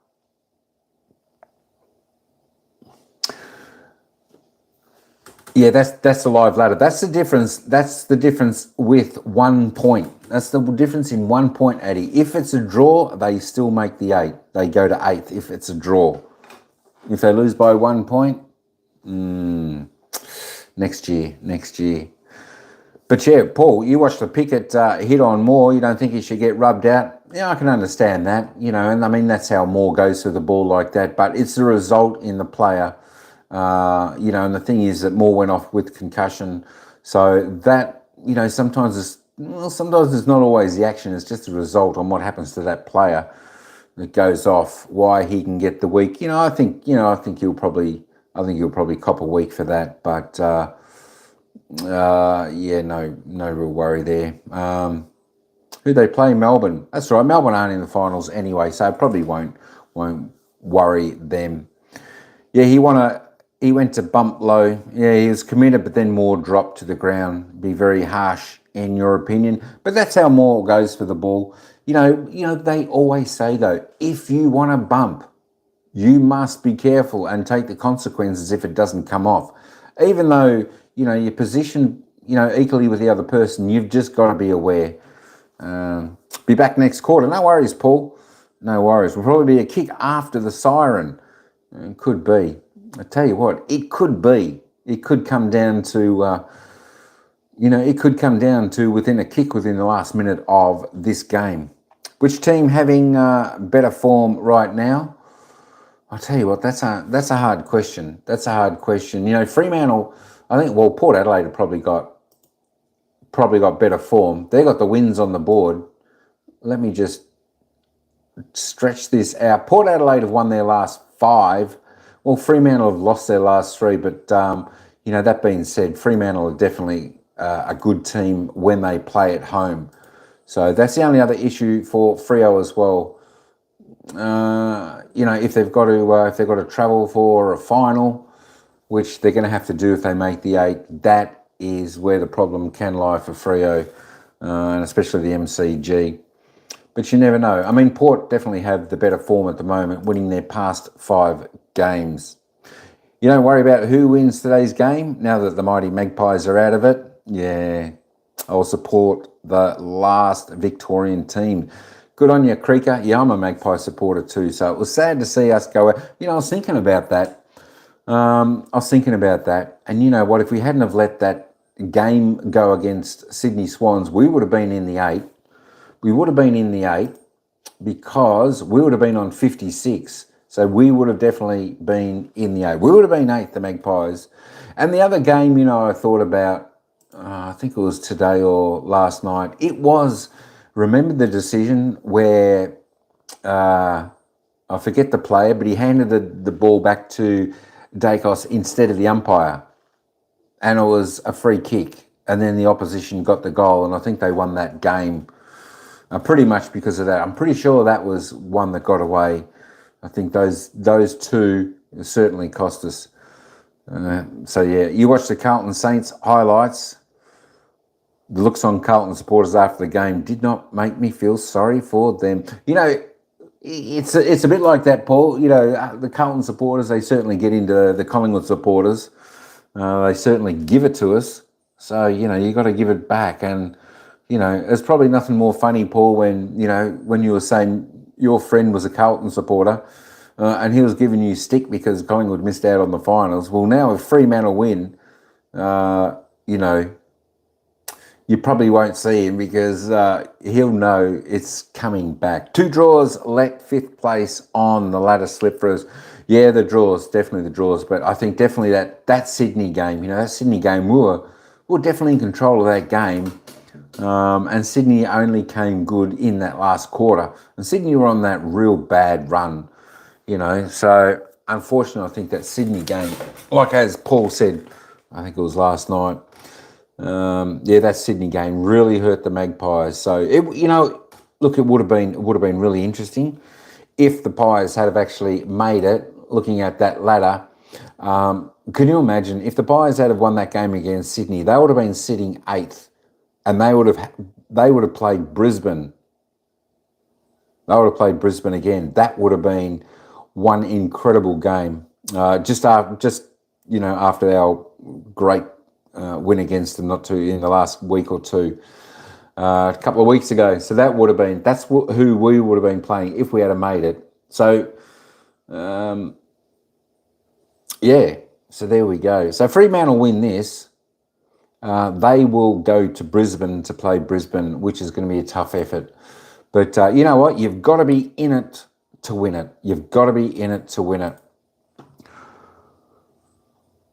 All right, let's see if the commentators are back now. No, they're just still going on a little bit about the Carlton game there. I love seeing all those Carlton supporters crying.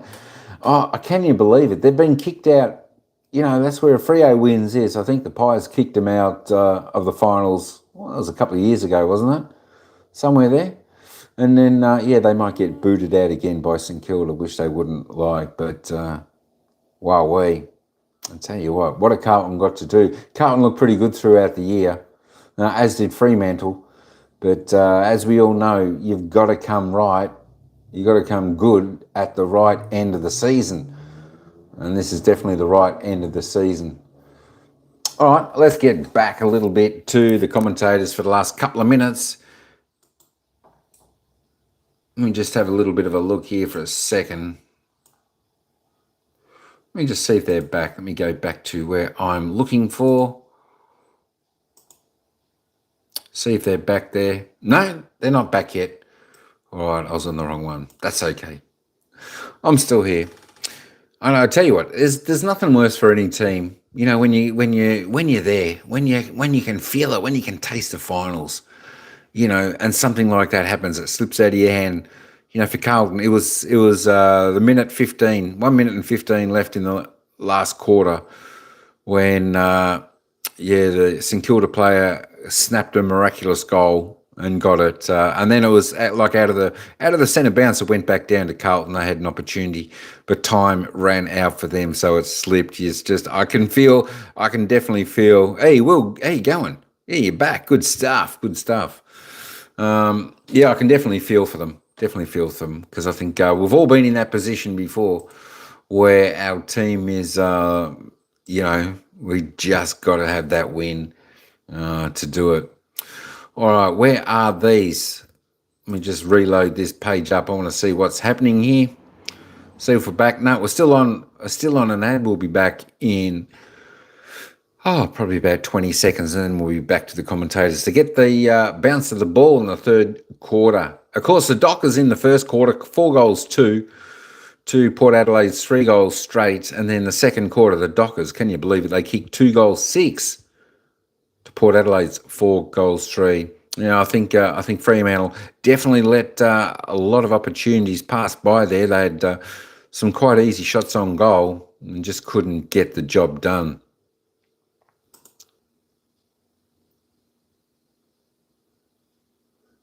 We're back. All right, I was just loading. I'm not sure why I was just loading then. That's all right. I tell you what, just having technical difficulties here at the moment, folks. Having technical difficulties. All right, just give me a moment, and we'll be back down in just a moment when I can get it back up.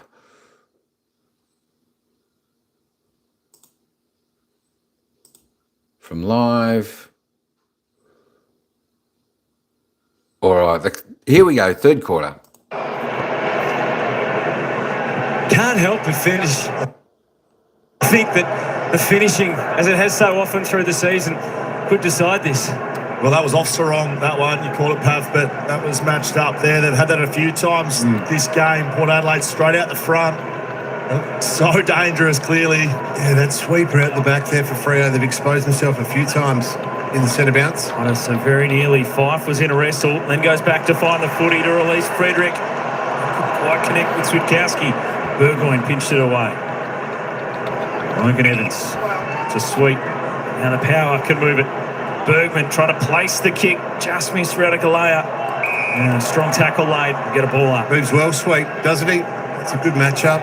He's obviously having to do the main bit of work against both Jackson and Reedy. Every game since round 15. Great pickup from the Bulldogs. Knocked that one down, though, straight to O'Meara. It was tackled and lost it. Jason Horne-Francis, about half a second more, would have been snappy on goal. It looks so dangerous around every stoppage, particularly inside 50. O'Meara clearing kick out towards the boundary. No one able to touch it, though. So insufficient intent to call.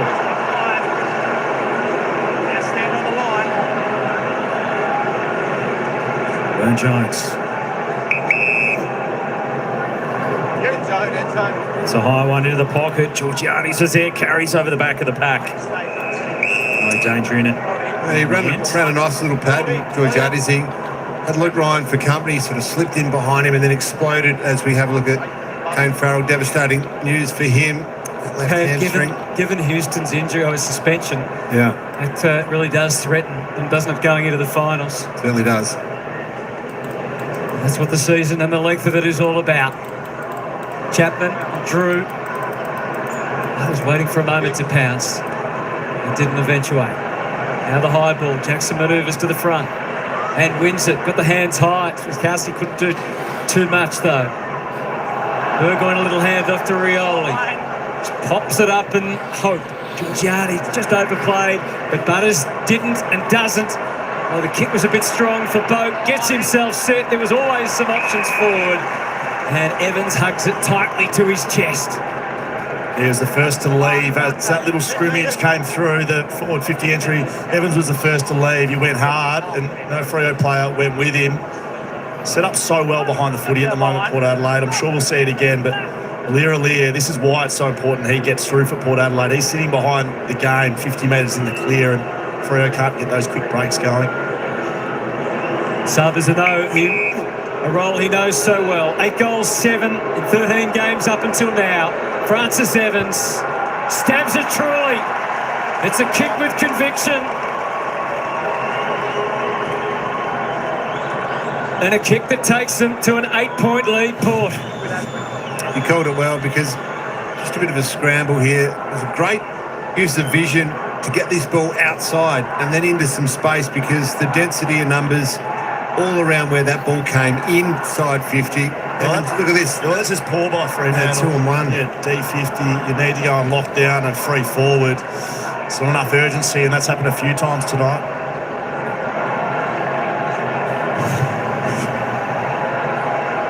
Port Adelaide with the goal to Evans have won 5 of their last 6 matches against Fremantle. In their last trip here in round 2023, they beat the Dockers by 16 points. It was their first win over Fremantle at this stadium. They've had a good recent record against Freo. They are in front here, early stages, third quarter. 5 trying to will his way to get the clearance. Drew went without it. Wine's a clean picker. Butters trying to escape out the back of the centre square. Did well just to wait the kick perfectly to Burgoyne. Sharp overcommitted, allowed Burgoyne to get on the move and set it up towards the 50. Vicentini was there. Draper trying to claim the mark. Spills to Sarong. Wines has got him. Pressure right up to start this third quarter. Sharp took them on and he's gone. Great tackle and pressure by Jace Burgoyne. So Burgoyne and Butters started this third quarter on fire. Butters especially. Yeah, they're up for it, aren't they? 5 inside 50s to none. This will be the 6th one to start the quarter for Port. Burgoyne sends it in. Georgiades was there. Hancock's they're down low. Lots of players hit the turf. Good hands out of the congestion again. And it's Butters on the boot. It's right across the face and behind, but they are peppering away to start this third. Some nervous moments there for Cox, for Ryan. A bit fumbly, Draper as well. Port's pressure right up, but not able to withstand the heat, the Dockers. Well, Butters isn't fumbly, is he? He takes one touch and probably disappointed he doesn't finish there. All the numbers except the conversion being dominated by Port at the moment in this third quarter, and it's going back in for a 7th entry. Aliir with the setup. The rise from Horne-Francis. Rioli. Evans again. Doesn't quite hit the mark that time. Georgiades keeps after it. Ryan. Vicentini.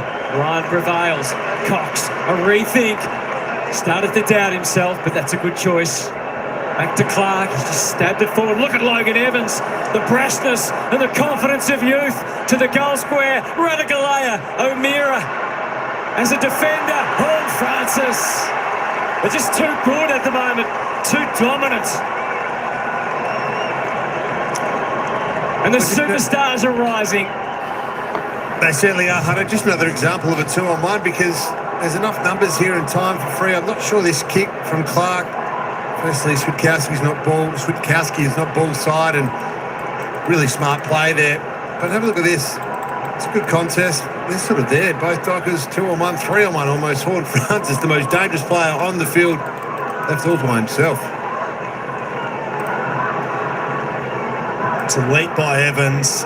Initially good body work by Amir, but you have to find a way to get that through. The desperation, everything that's on the line for Freo, you just have to get that through because Port Adelaide are too clean. Right, they stand up under pressure. They're playing that side. 8 inside 50s to none to start this third quarter. They have jumped right out to start this third term. The Fremantle crowd trying to lift their team back into it. The deficit 15 points. Port trying to lock in a top 2 spot. Drew lost it. Sarong quickly across to Young. And now Sharp with some space and room to move. They'd love a mark inside 50. It's a long ball. Sturt at the front. Jackson at the back. Sturt put a little block on just to allow Jackson to lead up. He clunks it in the hands and we'll go back for a crucial set shot. Well, who is it when it's mattered or needed most from Freo? And it's Hayden Young again out of the centre. Great tackle and ball get there from Sarong. That hand pass is just electric, but they're able to just use the ball smartly. We talked about it here, just a block there from Sturt. Might have been a free kick, but that's a good pair of hands from Jackson. Seen him double take a lot of those, but that was clean. 20 goals for the season for Luke Jackson. Plenty of pressure on this kick. Trailing by 15 points. Jackson tries to get it to straighten, but it's near side. And the margin's 14. Oh, what looks like simple tasks are anything but, aren't they? And the pressure. Evans safely into Bergman. His footy still on the ground. It's come off the end step. They're very big on me. Johnson fires the handball forward. Game is searching with eyes, and now with that left boot. A clear sweet set. Burgoyne realises he has to go, and it opened up for him beautifully. Rosie out wide. The lumbering Vicentini, who takes the mark. The late call up. Plays it wide for Drew. Young will close and close well.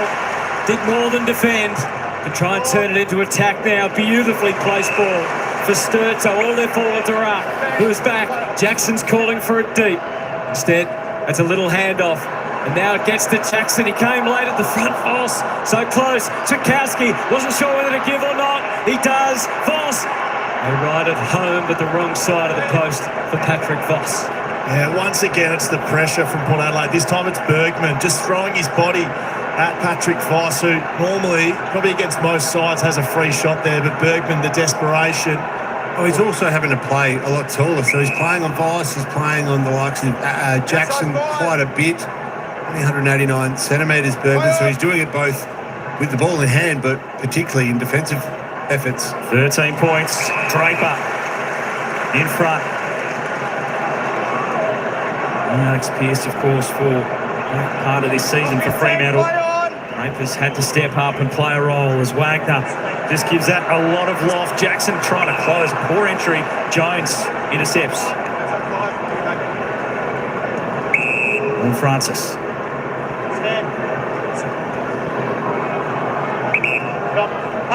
Kinetic start to this third term. Now just a little bit of calm as more patient build-up. Again, Draper in front.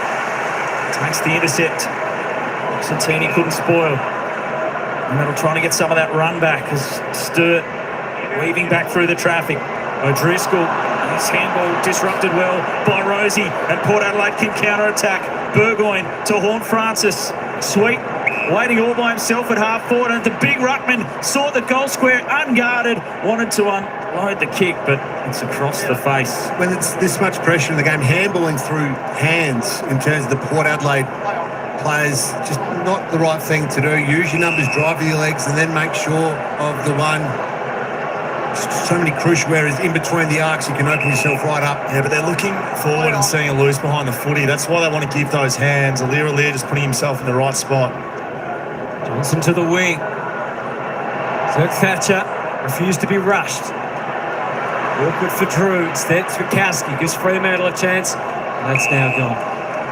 Competition down the line quite regularly. Looks as though the power have the advantage, and there's an example of exactly what we've been talking about. Handballing through that type of pressure is going to bring you undone. Kicked the only 2 goals of the quarter.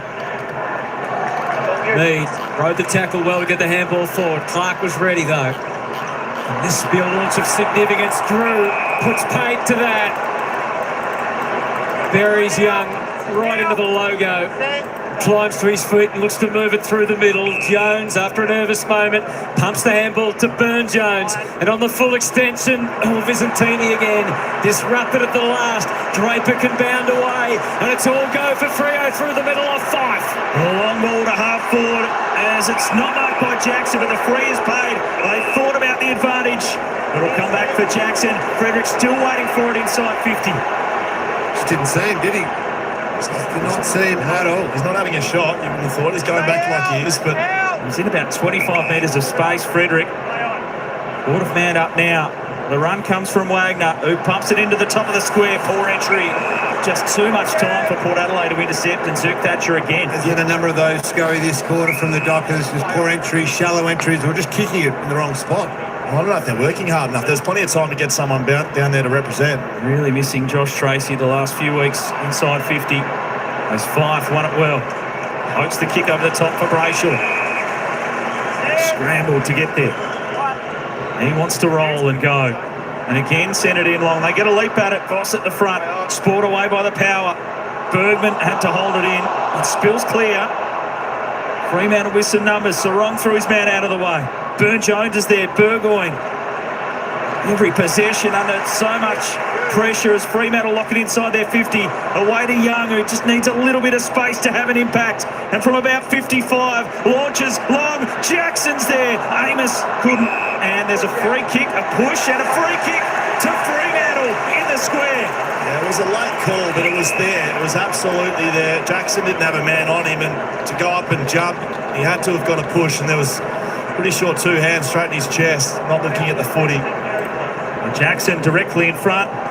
Casual approach. Big impact though. And Fremantle stay in touch. Well, they haven't been polished, let's put it that way, but at least they've been able to keep it in their forward half the last 2 or 3 minutes. Fremantle, let's have a look at Aliir. Is there not a free kick first to him from Amos? No, he's just lost his footing, and then, yeah, that's a free kick, front on contact. I haven't seen a lot of those paid tonight. This is the one with Aliir.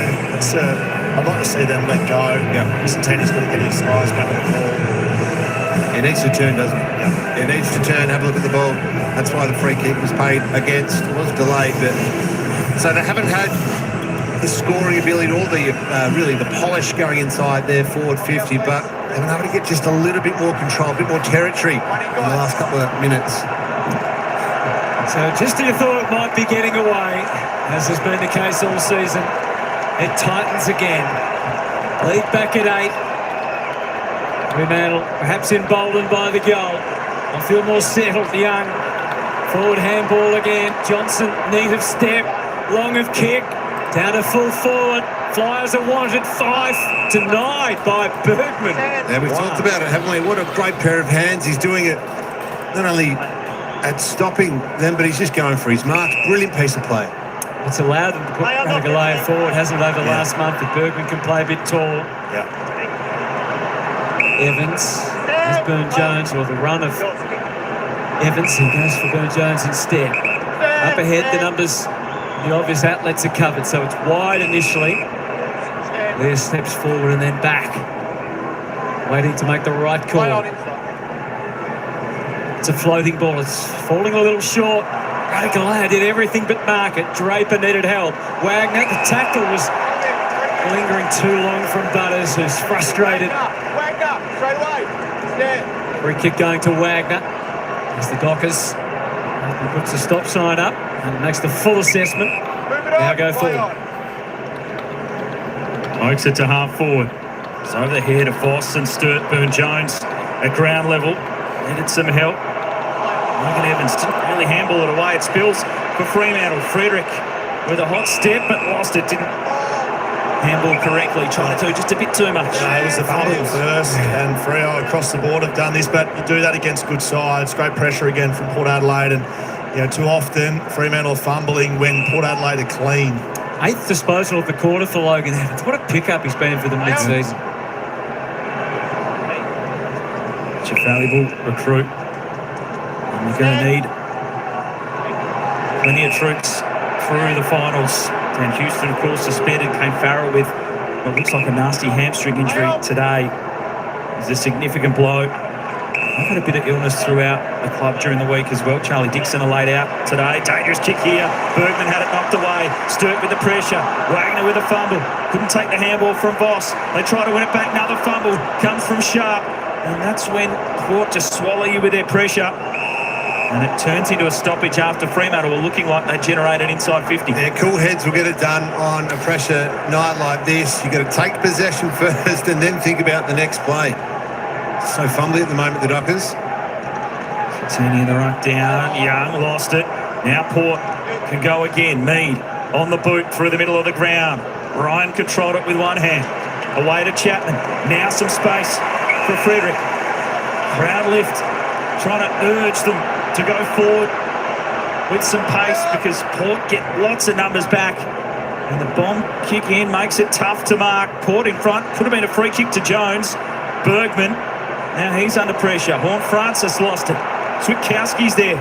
Tries to tunnel ball it to Young from the pocket. And it's just a behind. So Jai Amos was the one here when Frederick received the ball, and he sort of was a half lead. I'll engage Zirk Thatcher, but I won't really bolt out here to the half forward flank, which in the end it meant that there wasn't an option to go to quickly, and Frederick had to dump the ball inside 50. So they need to get that connection right. You can see their time in forward half, last 10 minutes, Freo's advantage. And it's turned around again. The lead cut to 7. Managalea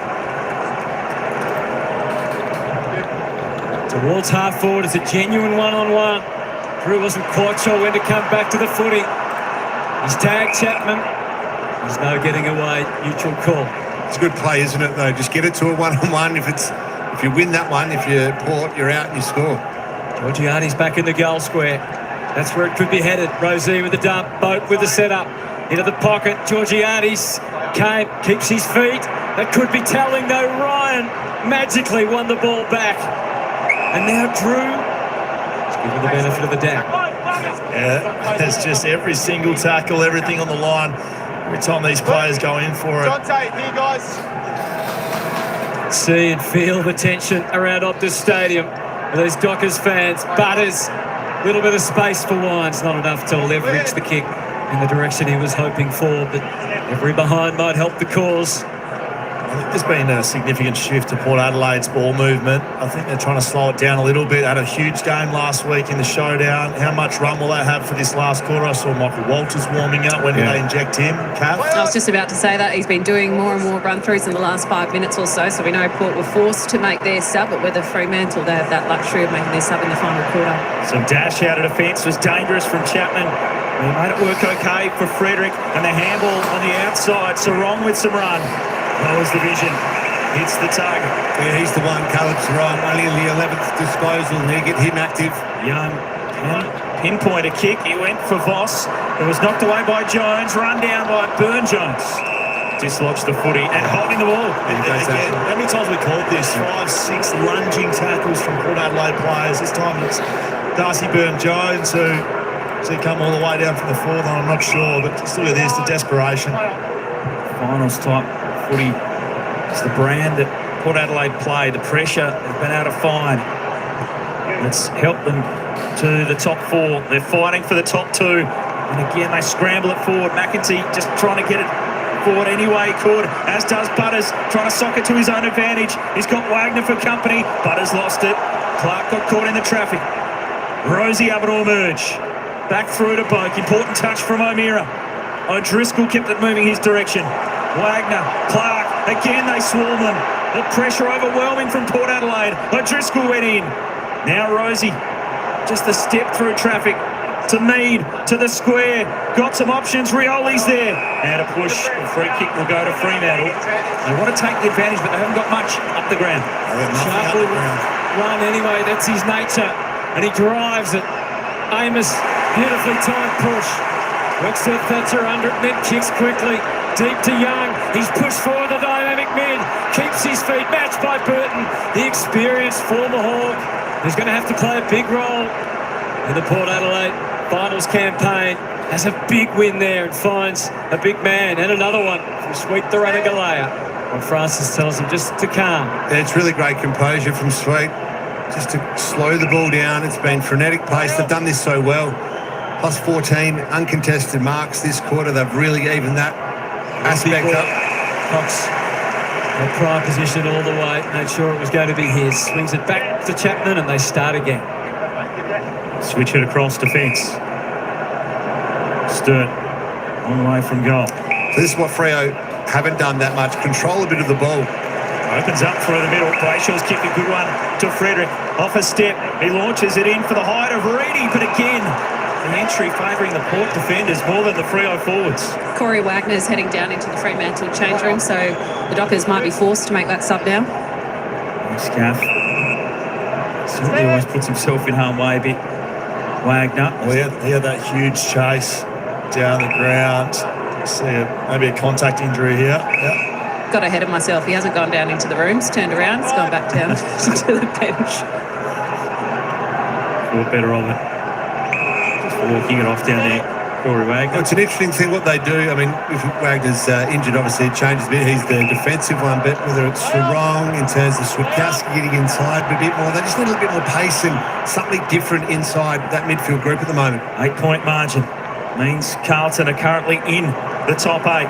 Fremantle fighting for their spot in the finals. Port trying to lock in a spot in the top 2, a home qualifying final on the line. They go back to Jones. Dockers set up down the ground. Again, just highlighting uncontested marks, they're controlling the ball. Bergman trying to launch with a bit of extra distance. Burgoyne inside 50, presenting nicely. How good's that for a mark? He had to go up over Sharp, didn't he? He was dropping back into his space, but he just went up and got it. And this has been the wing battle all day, Burgoyne v Sharp. Ended up being a good entry. I thought it was too shallow in the end, but geez, he's done well. Protected the space so well in the air. Yep. Chase Burgoyne. 2 goals, 7 for the season. Coming into this one, kicked a really important goal last week in the showdown. From 50. Only a good kick around the ground, but in front of goal, it can be a different story. Hooks that one too far away to the left. Going off the ball with Willem Drew and Caleb Sarong. Freo players trying to free him up, and Willem Drew just going everywhere with him. And this is exactly what I was talking about. So top of the goal square, free kick. So off the ball, been plenty going on with Sarong. Wasn't sure who the Freo player was. Ready, I think. And bump, he went to the ground. It's incredibly costly.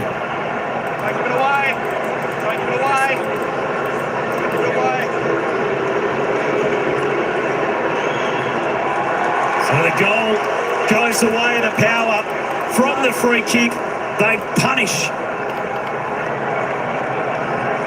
It's all well and good to go and support your teammate, but when the ball is deep in your defensive half, bumping someone over, it's just ridiculous, frankly. It just gives the opposition a goal with a minute and a half left. So there's plenty going on. You can see Sarong trying to get away. Reedy does that.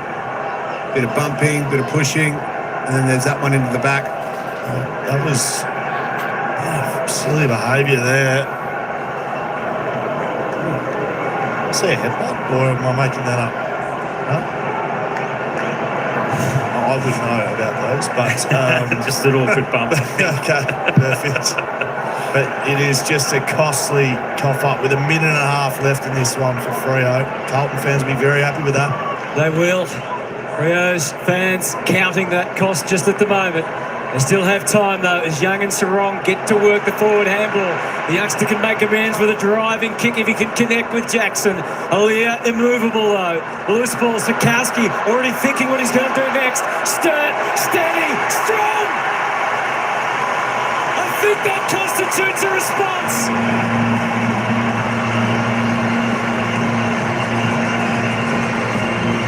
They needed it, didn't they? The Dockers.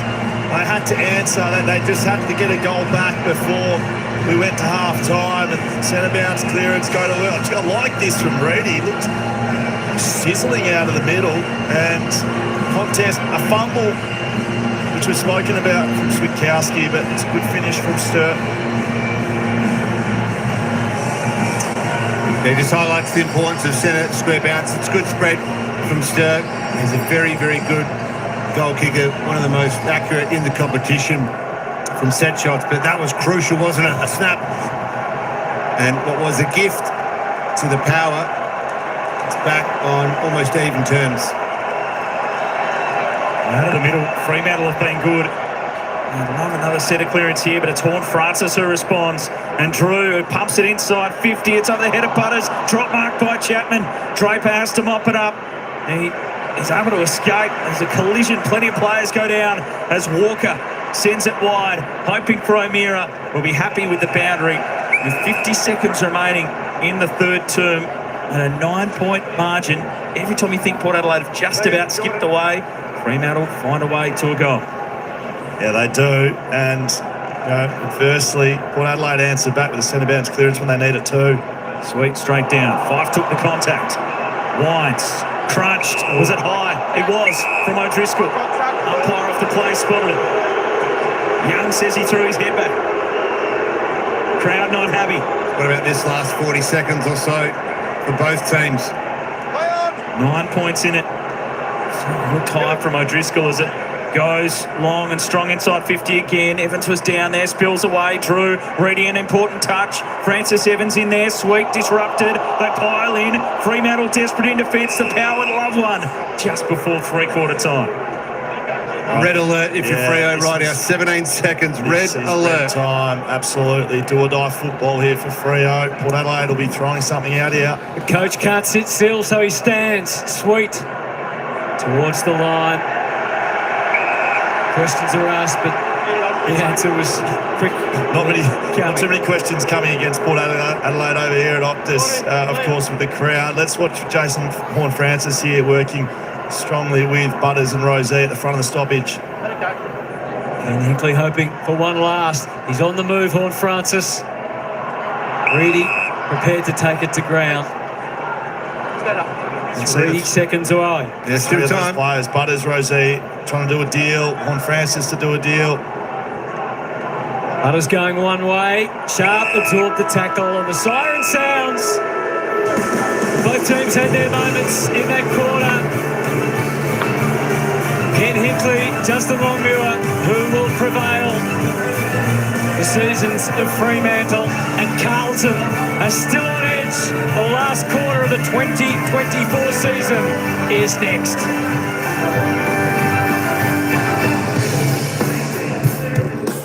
All right, three-quarter time. We've got a cracker game, haven't we? I tell you what, 10-8, 68, Port Adelaide, the Dockers, 11-8, 59. That's it. Whether you win or lose, you know what? It's just a game after all, folks. It's just a game. But we always like to see our sides do well. Of course, that quarter, the Dockers put on 2 goals 3 to Port Adelaide 3 goals 5. Port Adelaide actually kicking a little bit wayward that time.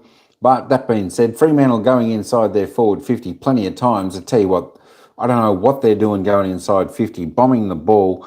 They're just not finding targets, so they've got to lower their eyes if they want to get back into this match, because Port Adelaide are bringing the ball out of defence reasonably well. Draper, I think, was the best on ground for the Dockers in that third quarter. He certainly held up their defence there and kept them in the game. But we've only got a 9-point ball game. This is anybody's match. What was it? It was Fremantle leading by 8 points after the first quarter. Then it was Port Adelaide by a point. Now they've stretched it out to 9 points. So there hasn't been much in it at all in this game. Let's just quickly have a look at the disposal players. Now, Ollie Wine so far leading the way with Aidan Bradshaw, both on 22 disposals. Logan Evans with 20 with Zach Butters. There we go. Let's just roll down these. You can have a look at your players. Nat 5, 15. Connor Rosé, 16. Carlton supporter here too, Purple Rain. Mickey Cookie. There we go, you're another Carlton supporter. Come on, Port, I want to see Blues make the finals, not the Dockers. There we go. So we've got a few Blues supporters in there. If you've just come in, make sure you vote on the poll. I did have a poll there, who's going to win the game. Was it Fremantle or Port Adelaide? Don't forget to have your say. We've got 105 votes in there so far, and at the moment we've got 57% saying Fremantle. So if you're a Port Adelaide supporter or a Blues supporter, you need to hit the Port Adelaide. There to see who wins. Anyway, there are the stats for your players. Tell you what, we're in for a great last quarter. I think there was a lot of fumbles. I think Port Adelaide were kept in this game a little bit by Fremantle fumbling the ball, making bad errors. But, you know, that being said, Port Adelaide have been a lot more cleaner with the ball in this game so far. I'm a Dogs fan. I'm just wanting Blues in the finals, not Freo. I think, yeah, it's pretty right too, isn't it? I suppose most of us Victorians, we like to see the Victorian teams in there. That's just, I suppose that's just the way it is, you know. That's just the way it is. I guess some of the interstate sides, they like to see the interstate sides beat the Victorian teams like that. That's a good rivalry. There's the goal scorers. Fantasy points, Logan Evans, 84, Aiden Brayshaw, 81. What have we got? A couple of minutes away. Still waiting for them to come. Let's just have a quick look at the team stats. I'll just run through them. The disposal count, pretty even, only 6 a difference. So both teams getting enough of the ball. Inside 50s, Port Adelaide going in there a little bit more, 44 times for their 18 scoring shots, whereas Freo 37 times for 19 scoring shots. I'm a little bit surprised to see the efficiency inside the forward 50 for Freo up. I thought Port Adelaide were a little bit more, though they've been inside 50s. Free kick 16-17. Umpires loving blowing the whistle today.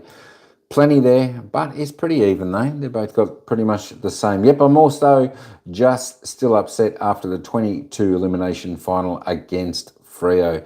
Oh, yeah, I think we all remember these times, don't we? We definitely all remember those times. All right, what was that? The clearances, Port Adelaide on top there with the hit-outs. Clearances, Dockers on top there. Contested possessions, there we go. Not too much the difference there. The marks, inside 50, contested marks, all reasonably similar. All right, let's get back this, and we'll take you back down to the ground. Don't go anywhere, folks, because we are in for one cracker of a final quarter. Can Freo win? Can Freo make the final 8? Or can Port Adelaide upset the home team and give Carlton the 8th spot on the ladder to play finals? Let's wait and see. All right, folks, it's Port Adelaide by 9 points. Let's see who's going to win the game. Good luck to both teams. I think close to the best player on the ground. That's head-to-head in the middle of the ground, but it sets itself up for one last quarter, doesn't it, Hutto? It most certainly does, and if it is tight at the end, and it just seems inevitable, it's interesting to look at the contrast in how both teams have fared this year. Port Adelaide ever so quietly have become the finishers in games decided by 10 points or less. They have only faltered once, so 6 wins and 1 loss. Contrast, Fremantle have had their share of heartbreak through the years, haven't they? They've had matches where they probably should have gone over the line, but in games of under 2 goals, they've only had the 1 win. Of course, that draw against Collingwood, along with 5 losses. I think that talks a little bit to age and experience on both sides. Freo often with one of the youngest teams out there. In fact, today, one of the youngest out there. Confirmation from Fremantle, they've made their sub. It's tactical, and it's Matthew Johnson making way for Sonny Walters. I think it's a good move. It comes down to this, the final quarter of one of the craziest home and away seasons you can remember. Will it be Fremantle or Carlton who secure their spot in September? Here we go as Jackson and Sweet went out at Wines. Centre clearances will be so crucial. O'Meara trying to take possession, knocked it to his advantage. Butters put his head over it. Sweet trying to get it clear. Mead rode the tackle from Brayshaw. Got it forward to Francis Evans. He's taken by Clark.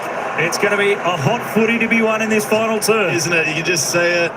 Both sides going a full ball. How long can each side keep it for? Port looking comfortable with the buffer they've got to finish in the top 2. The Dockers must win if they want to finish in September. Great vision around the ground here. Everyone one-on-one. There's hardly, that's why it's been such a contested match. There's hardly any drop-off. There's no wing release or no high half forwards. And you can see there, she's genuine one-on-one across all the field. High contact for Adelaide. Oh, Sweet. So the free kick will come in the ruck. So Port will get the first 450 entry. Stay clear at the back. Stay clear. It's inside 50 been so tough to come by. A lot of jostling going on by the two players behind. Move it on. Sweet. Play on. Told him to clear out. And now it's set in to the hot spot. Georgiades over the top. Almost. Evans burrowed his head in. Not rewarded with a free. Waved away initially by the umpire. Get a ball up. Yeah, a whistle's away for this one. I know that some people don't like that, but for mine, let's just let these two good sides go head to head. You're going to let them play, perhaps, in the final quarter. The old traditions, put the whistle away. Are you one of those that don't like that? I don't know. It's a moment-by-moment call. I like the spirit of what you're saying, though. Lord Francis appeared to be unstoppable, but Jordan Clark had other ideas. And he wins the footy and wins it well. He's just a bull in there, Horn Francis, but bounced off one tackle into another. Careful shuffle and a high kick, which eventually lands untouched. Oh, Zirk Thatcher couldn't get his fist to it. Jackson all over him. Body contorting. Picked up by Brayshaw. Back to Amos as forwards become defenders. O'Meara. Brilliantly constructed. And there is a way through. It's into the middle of Optus Stadium. And Walker is running and kicking forward. Great defence from Bergman, again denied Sturt. Walker keeps on coming, challenges Butters, and then quickly it flies back to Young, who was intent on trying to fend off Rioli. And he pays the full price. No. The second one was high, Hutto. Okay, well, the first one was high the other way. But Young climbs to his feet. We saw Jai Amos up the ground. I think that's an important, as this one's turned over, I think that's an important piece of the puzzle, separating some of these Port defenders. He hasn't really had much of an impact, neither is Patrick Voss. Can you get sort of Michael Walters or Michael Frederick in behind? Young went searching for Walters on that lead before it was chopped off. Now Draper is wrapped up. He's highlighted the difference in the way these two sides have been able to finish matches, close matches this season. Port Adelaide have been so strong in the tight ones. It's an area of concern for Fremantle with their season on the line. Jackson brings some pressure on Burgoyne, just knocked it clear. Switkowski was clean. Around his body, bounce crucial, over the head of Voss. Alir. And now to Burton. Port. Drive it up the wing, test of strength.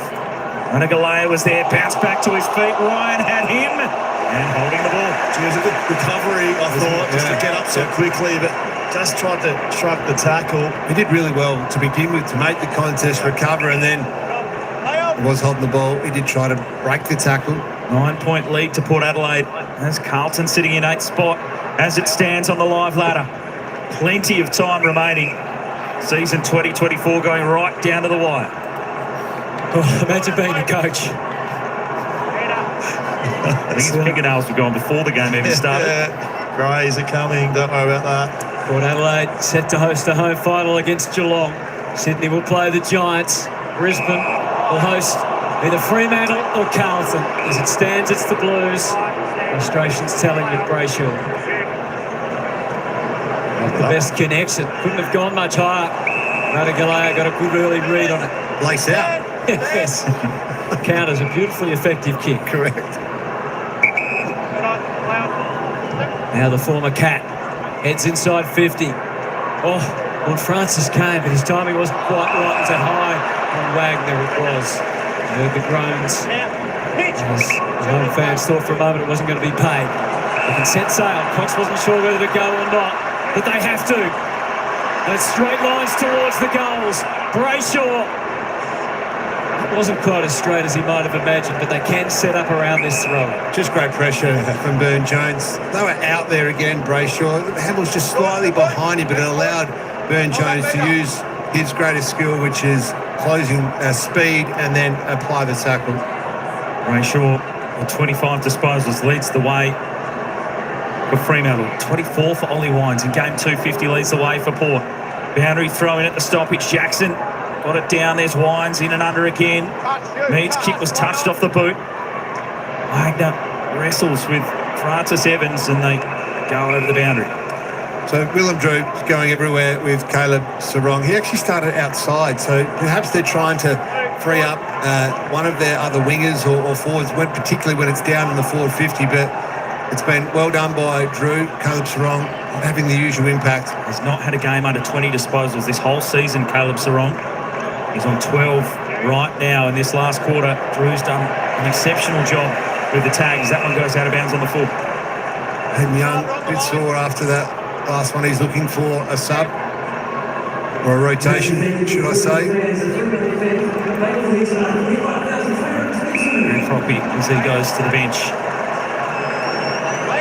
Driscoll, run, drive, the footy up towards the 50. Aaliyah, test of strength. Well, it's a hold. He just threw him out of the way, touched too early. And he gives a free kick to Jackson. Sturt was on a surging lead. Jackson searching for a forward to present. The kick goes in. Voss from the side. Emerged from nowhere to take the mark and directly in front can try and kick Fremantle closer. It was a nice little pattern that he ran because he was, as Hayden Young gets a bit of attention on it right now. We'll get Kath over that, but this is the crucial bit. First game with multiple goals last week. Pre-season supplementary player added to the list late. He leans back and wasn't confident, but it got the desired results. 3-point game. We're going to look at his pattern here because he was one sort of on the skinny side. He should have made a half lead up, and then there he is. He's in a bit of space. He's saying, get it in, I'm on. Yellow boots off the left-hand side. You can see he's going, I'll just have a little half lead, but then I'll double back. I'm on a ruckman, so I'll go at the ball. And that's what he had to do. He just had to go and plunk the mark. Here's what it looked like from behind the goals. It's a nice little pattern. Sweet's not accustomed really to playing that roll down back. A terrific mark from Voss on the Essendon list. Didn't crack it for a game there at the Bombers. And now he's trying to send Fremantle into the finals. Yeah, it was important as well because Jackson was delivering. So he had to fly, had to grab it.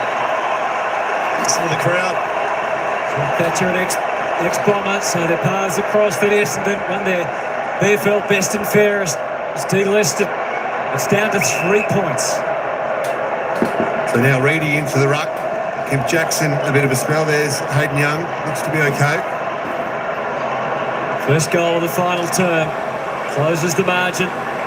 Bill Jones, Paul Francis, takes off. Ask them to catch him, and they can't. Below the ground does slow him. And quickly his options evaporating. Burgoyne is an ally that he needed. Just a cool head though. Yep. Just a cool head. He just composed himself. That's what makes him a very good player. So now Burgoyne just eases the kick up to the 50. Georgiades was bidding from deep. Reedy thought he could get through. Byzantini was paid to that. Young doing his best to get out there, Kath. Yeah, it's just a kick to the calf, so you can see he's got the right calf strapped up now. Volley comes Fife's way. Sharp realising that handball to the outside to Brayshaw, and then Walker, who again can get clear. And the urging continues from the Freo fans, and he wants it back by Switkowski. Walters is ahead. He places the ball, and the lead came from Jackson, and it's Logan Evans who matches him for pace and hair and makes the spoil. I'll take it from here. The spoil. How bloody good. It's a brilliant spoil. Could Jackson have got his hands out of Mr. Amos? Like I said. Evans is Port's second highest ranked player. The rated player. They set up again though. Wagner to the goal square. Climbing Aaliyah. Out of there. Slide over play by McEntee. O'Driscoll. Joined by Frederick, and will have the ball up. Hayden Young continuing to do run-throughs on the boundary, just trying to put more and more weight on that calf. He still looks a bit proppy, but he's desperate to get out there. Thanks, Kath. He'll be important in the close. Hayden Young, if he can take part in the game. Bounce crucial here. Clark bump bodies with Horn Francis. Fife put the block on as well. O'Driscoll had to get it out. Fife searching for it. Hands were good to Wagner. Back through the traffic. Caught holding the ball almost. Got it out in the nick of time. Sarong having We've seen him most of the day, but he couldn't stand up in the biggest of moments to try to put his side in front and into 8th spot. Oh, that's his third one of the night. I'm sorry to highlight it, but he's had 3 shots on goal that I think we expect Caleb Strong to kick. It's incredibly fast hands. Have a listen to the crowd. They are going to try and carry the Dockers home. Margin flipped to 2. That releases the pressure, doesn't it? And deflates the crowd. A big contested mark. Jordan Sweet tries like on the outer side. Dirk Thatcher realising it. Oh! Hasn't always been easy, has it, to stay on your feet out on the wings. A little tumble. Not so graceful. But the kick goes to half forward and doesn't matter because Georgiades answers the call. The 50 starts to fill. Knots in the stomach start to tighten. Georgiades with a placing ball. Visentini crashes the pack. McEntee, Clark, cautious with a tackle. You know what I loved on that occasion? The kick to advantage 3 times to key forwards. It wasn't on their head. It allowed a run and jumper. They almost did it 4 times in a row in terms of that one in the goal square. Port by 2. Burgoyne.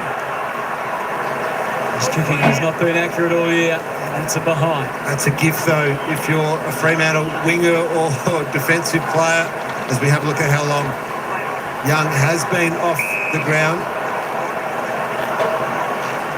Well, back here to play with Fremantle as Wagner, long ball, Jackson got separation. Playing a big part in the final 2. Frederick wants to run. Jackson spotted it. Terrific work, almost to mark in the back the push.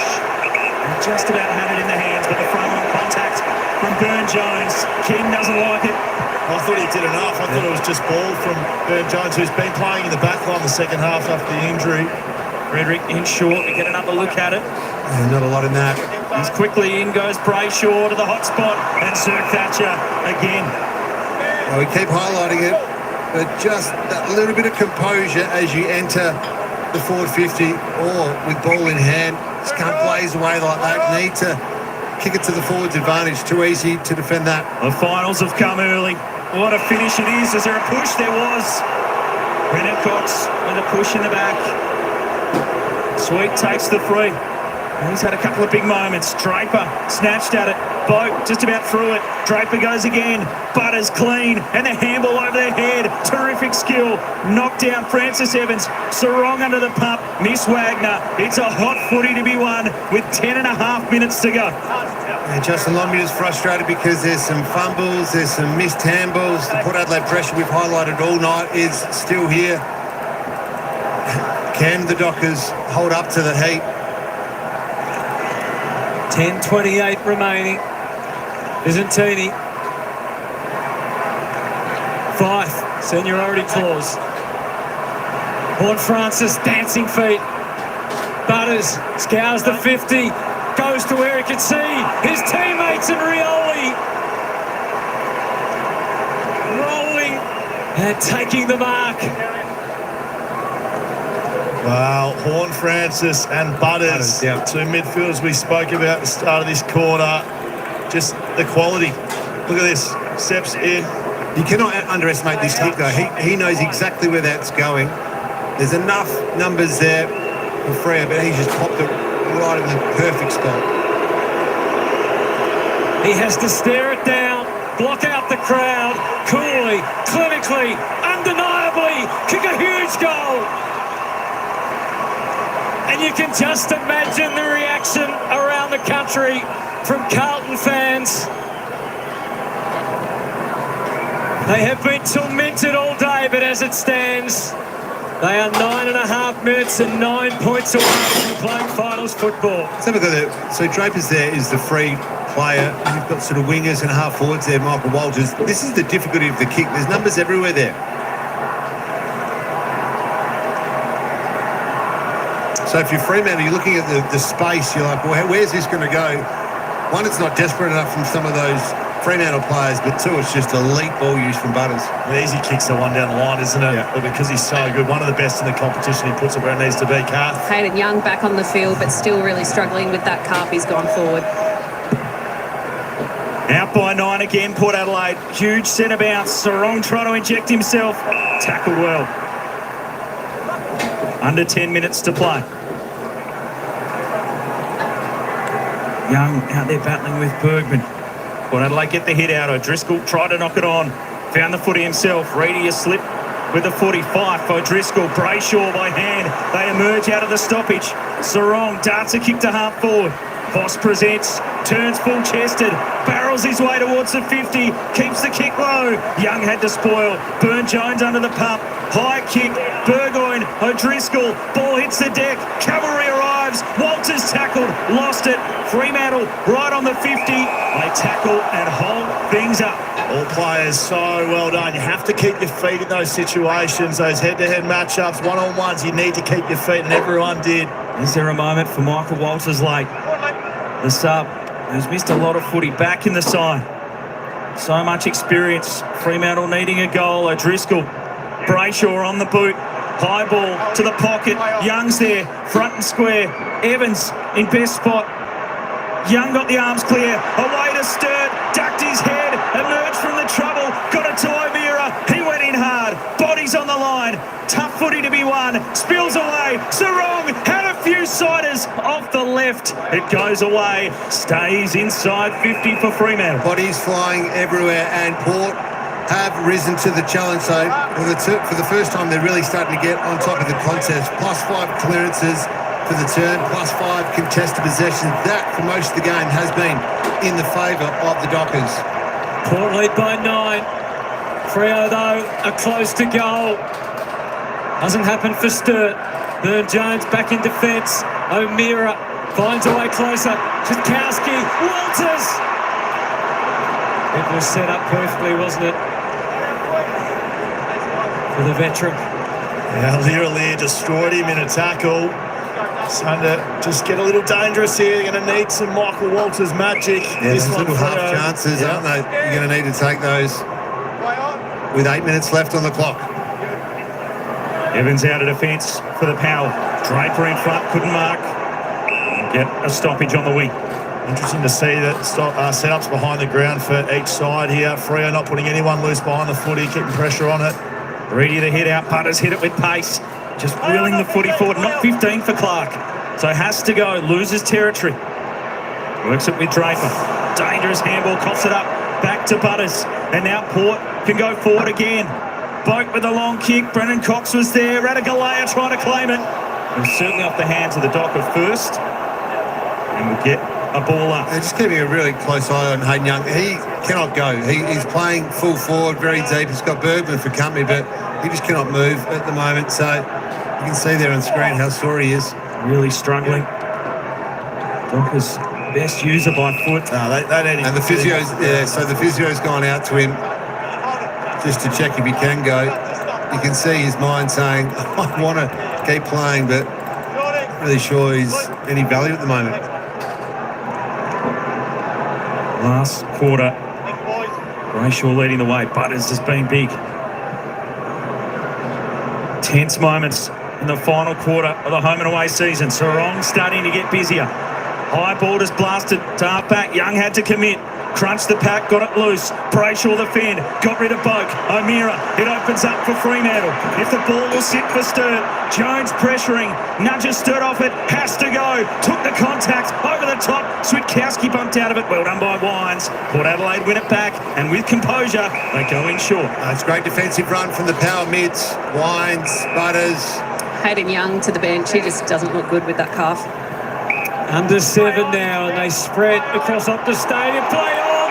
He's deaf to the call, Drew. No sympathy. Better give it back. Brayshaw, no time to lose. Sharp, can they put it together? 5, slight fumble. Wagner dabs it inside. Here's Voss. There's Voss on the ground now, searching for Walters. Switkowski, it hangs. It stays in. Of course it does. Just when you thought it was over. Listen to the screams.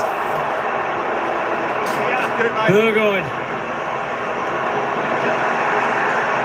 Still they hang by a thread. Rosie, Sarong not sure whether to keep it in or not. Fremantle can't win with the way they're handling the ball, Scully. They've been out 2 or 3 times. They've had chances to score, but There's about 7 fumbles in that passage of play. You just can't win a game of footy when you're fumbling the ball like this. And look at this, both teams over 200 on the pressure gauge. This is finals footy. Jackson reaches over. Need'll take territory gladly, although we know it's going to return. We're inside the last 6 minutes. Justin Lumia watching on. Still plenty of time here for Fremantle. They need to reset a little bit. They can take the game on, 6 minutes remaining. The emotional toll across so many different supporter groups today. Watching on, waiting for results. Walters down low. Got the arms clear. Switkowski quickly to Fife. Lost it. Important tap. Burton with his head over it. Driscoll did well not to infringe. 8-point ball game. 5.5 minutes to play. Ball on 50 for Fremantle. They are outside the top 8 as it stands. Carlton hanging on. Port Adelaide almost certain now for top 2. They have that handy buffer as well. Even if Freo can get their nose in front. Ken Hinkley patrolling the boundary as he has been. 19 tackles to 17 this quarter. That's the heat in this match. Incredible amount of pressure. You wouldn't have it any other way in the last game of the season. Rioli in a bit of a wrestle. It spills. Horn Francis was lurking. But Galea's there. Port Adelaide with the territory have it on their 50. 5 minutes remaining. Freo need to keep their run game going. It's looking good at the moment. 66% of the defensive half possession chains are going inside 50, only 15% for Port Adelaide. Horn Francis again, bursting through, waited for an option, got it to Boak with all his experience, centres the ball. Georgiades almost one-handed. It's Rioli! Where there's Willie, there's always a way. Port kick clear.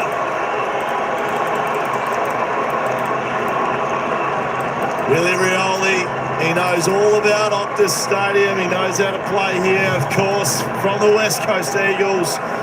He's been traded to Port Adelaide. But in a moment where his team needed him most, went to where the ball lands, which is front and centre. Every small forward knows this one.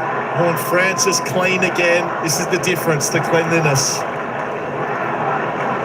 Yeah, it's about being clean. You're spot on. There's a great piece of work from Horn Francis. It's about Boak understanding the situation, getting it to the top of the square, putting some heat under the defence, and then Willie Rioli does the rest.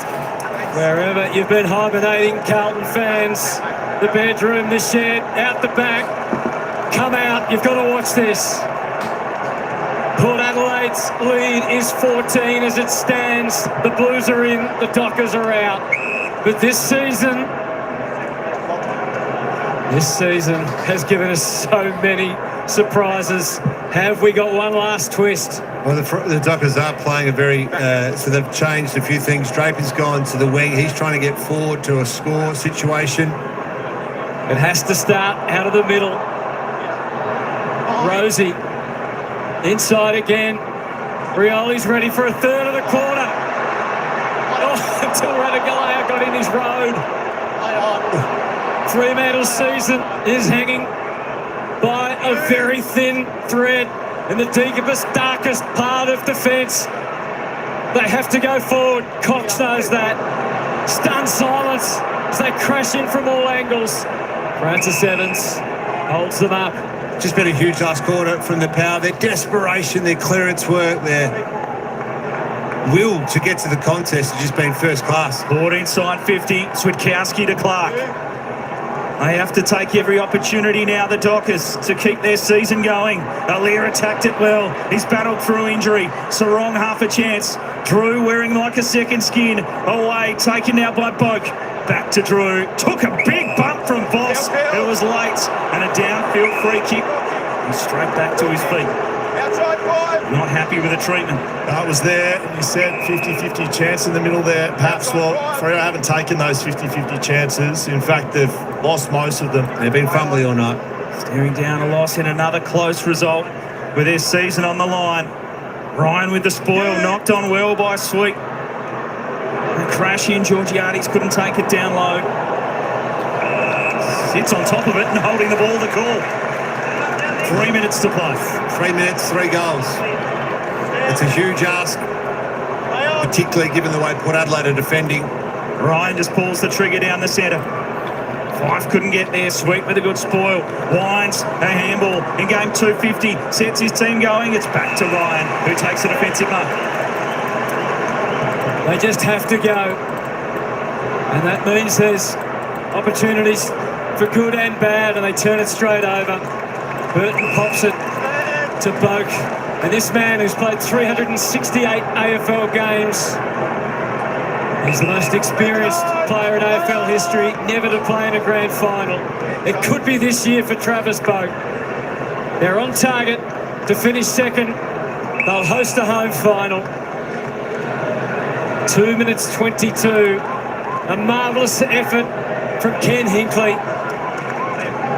Another double chance. He's been to 3 preliminary finals without getting to the big dance.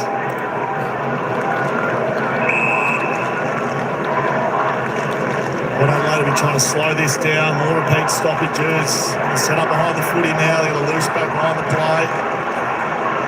Crowd sensing one last opportunity to try and get something happening. It feels a long way, whole ground away at the moment. Boak.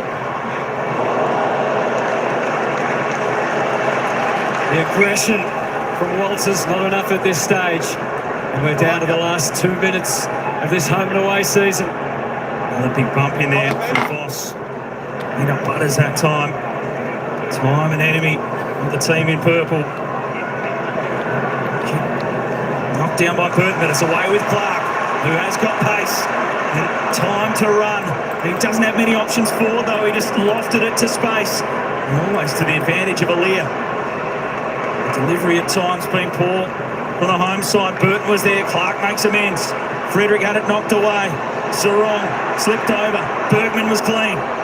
Wines able to gather. Port looking solid. Kick out wide. Georgiades and Ryan infringed upon. When it's mattered most, there's the difference in the game. Execution and fumbling. Ollie Wines, 9 disposals in this last quarter. Zach Butters, 7. Travis Boak. So the cream has risen. Georgiades. Strong take from Jordan Sweet. And it's been that sort of season where clubs have had to dig deep into their list, where post-season decisions at the end of last year come to the fore at any moment. Has taken over from Ivan Soldo as the year's gone on. And he's been one of the reasons Port Adelaide have been able to get where they've got. And he is in no hurry.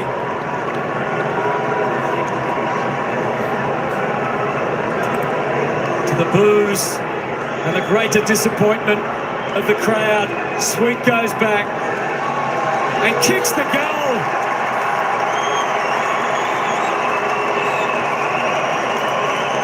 And Carlton fans can breathe. They certainly can. And I've really liked Jordan Sweet's game. I think he's competed well all day. He's had 7 tackles. He's gone head-to-head. He's hit the scoreboard. And this time he stands up and takes him up when his team needs him. And that's the pattern of these two sides. When your teammates need you, Port Adelaide have stood up. Fremantle have done the opposite. And that's how their year's gone, Fremantle. We've got to be honest here. I'd be too surprised with this result. When the chips have been down for Freo this year, they haven't stood up at all. Great kick from Sweet. And Carlton fans rejoice. They haven't barracked for that colour blue since the M&M days, but they're happy for the team in teal are getting it done. And locked up in the middle. The energy going out of the home crowd. Port Adelaide locking themselves into a top 2 position on the table with a great finish to the season as they look to get it out of there again. A big bump came in from Walters. The Dockers season about to come to an end. And the team in teal have been on a tear. Port power into the top 2 as Freo falter at the finish. Carlton fall into the finals as the closest, craziest ever home and away season reaches its conclusion. Bring on the finals.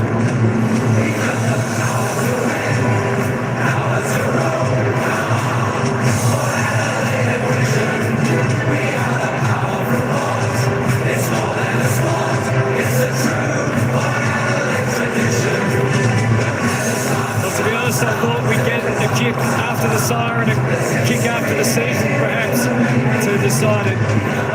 But this is what we have in store. And if the home and away season is anything to go by, it will be one incredible September. Sydney, top of the ladder, will host the Giants, so an all-Sydney duel. Brisbane and Carlton reprise their preliminary final from last year. Two of the most exciting and informed teams in the competition, the Bulldogs and Hawthorn in the elimination final, and then Port Adelaide and Geelong in the qualifying final.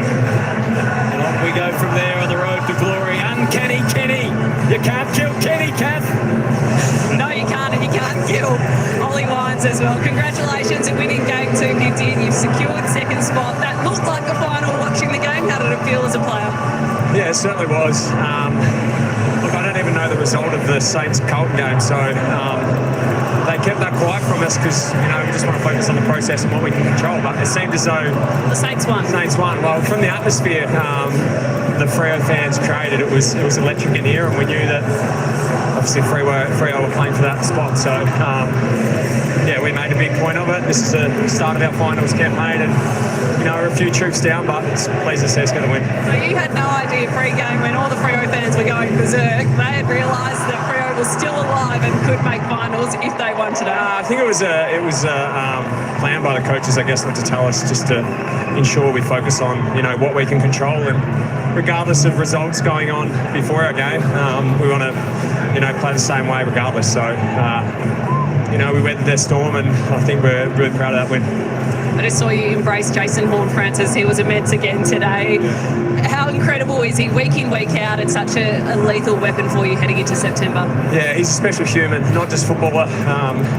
You know, we're so lucky that thankfully he came back to his home state and he's playing for us. He's incredible footballer, as you can see on the field, but he's an even better mate, and looking forward to seeing what he can do in September.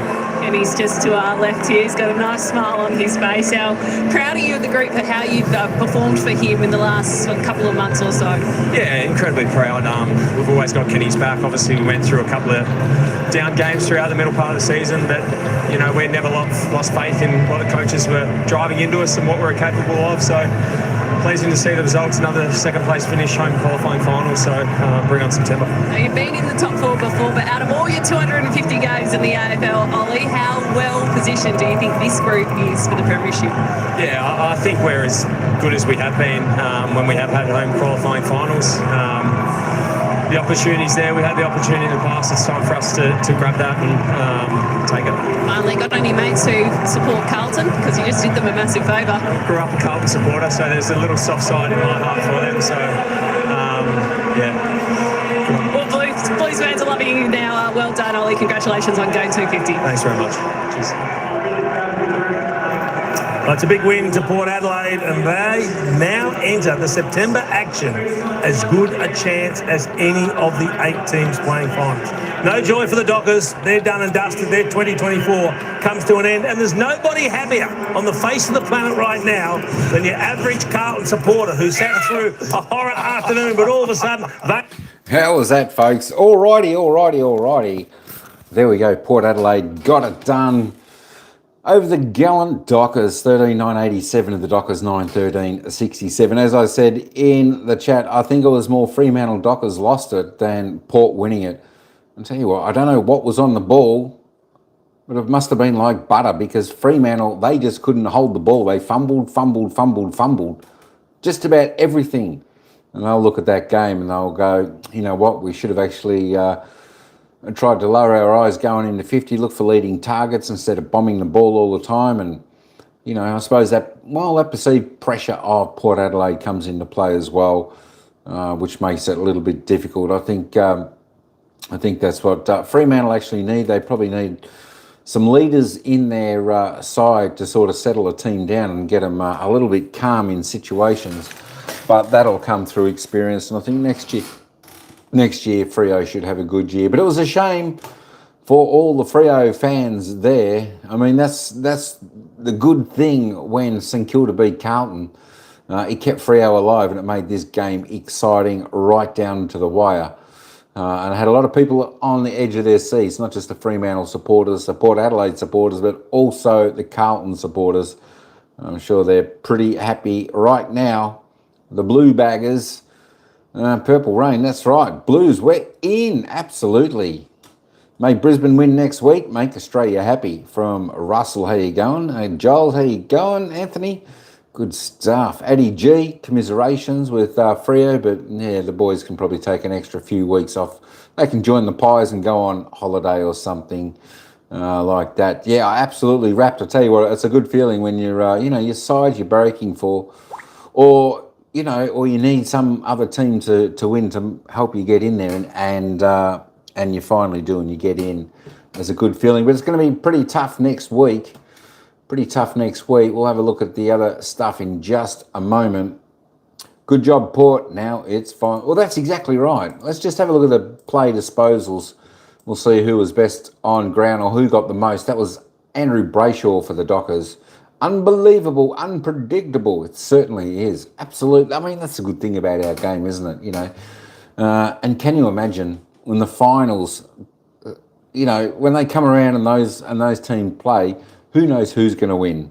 Because all the teams are in pretty good form in the top 8. I think anyone has a chance at winning this year's flag. It is, they keep saying it is one of the most amazing years of football. I think they're pretty well right. But Andrew Brayshaw, 32, I tell you what, he gave his all there for Freo today. He was definitely one of Freo's best players. Ollie Wines, 31. Zach Butters, 27. For Port Adelaide, and keep going down the line. There was another guy there, Draper. I think he gave his all for Fremantle as well. He was really, really good. So there we go. Nat Fife with 18. Travis Boak with 18.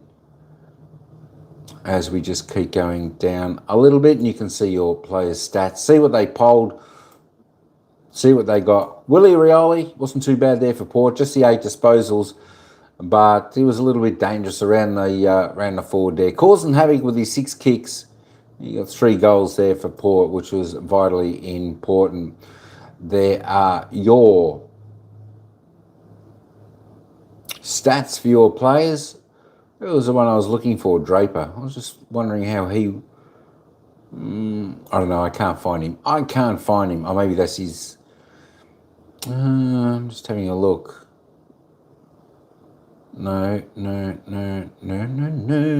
I can't find him. That's okay. The goal scorers for the match, and there were a few of them. And Fremantle actually scoring 22 scoring shots to Port Adelaide 20. There we go. All those bad misses by Freo that should have been goals. We lost. Hi, Janet Wallum. How you going? Welcome in. I know it happens, but they gave it a great sight. They had a great chance there next year. Hang on. I'll just put it down for the Port song in case anyone wants to hear that, and then we'll be right back.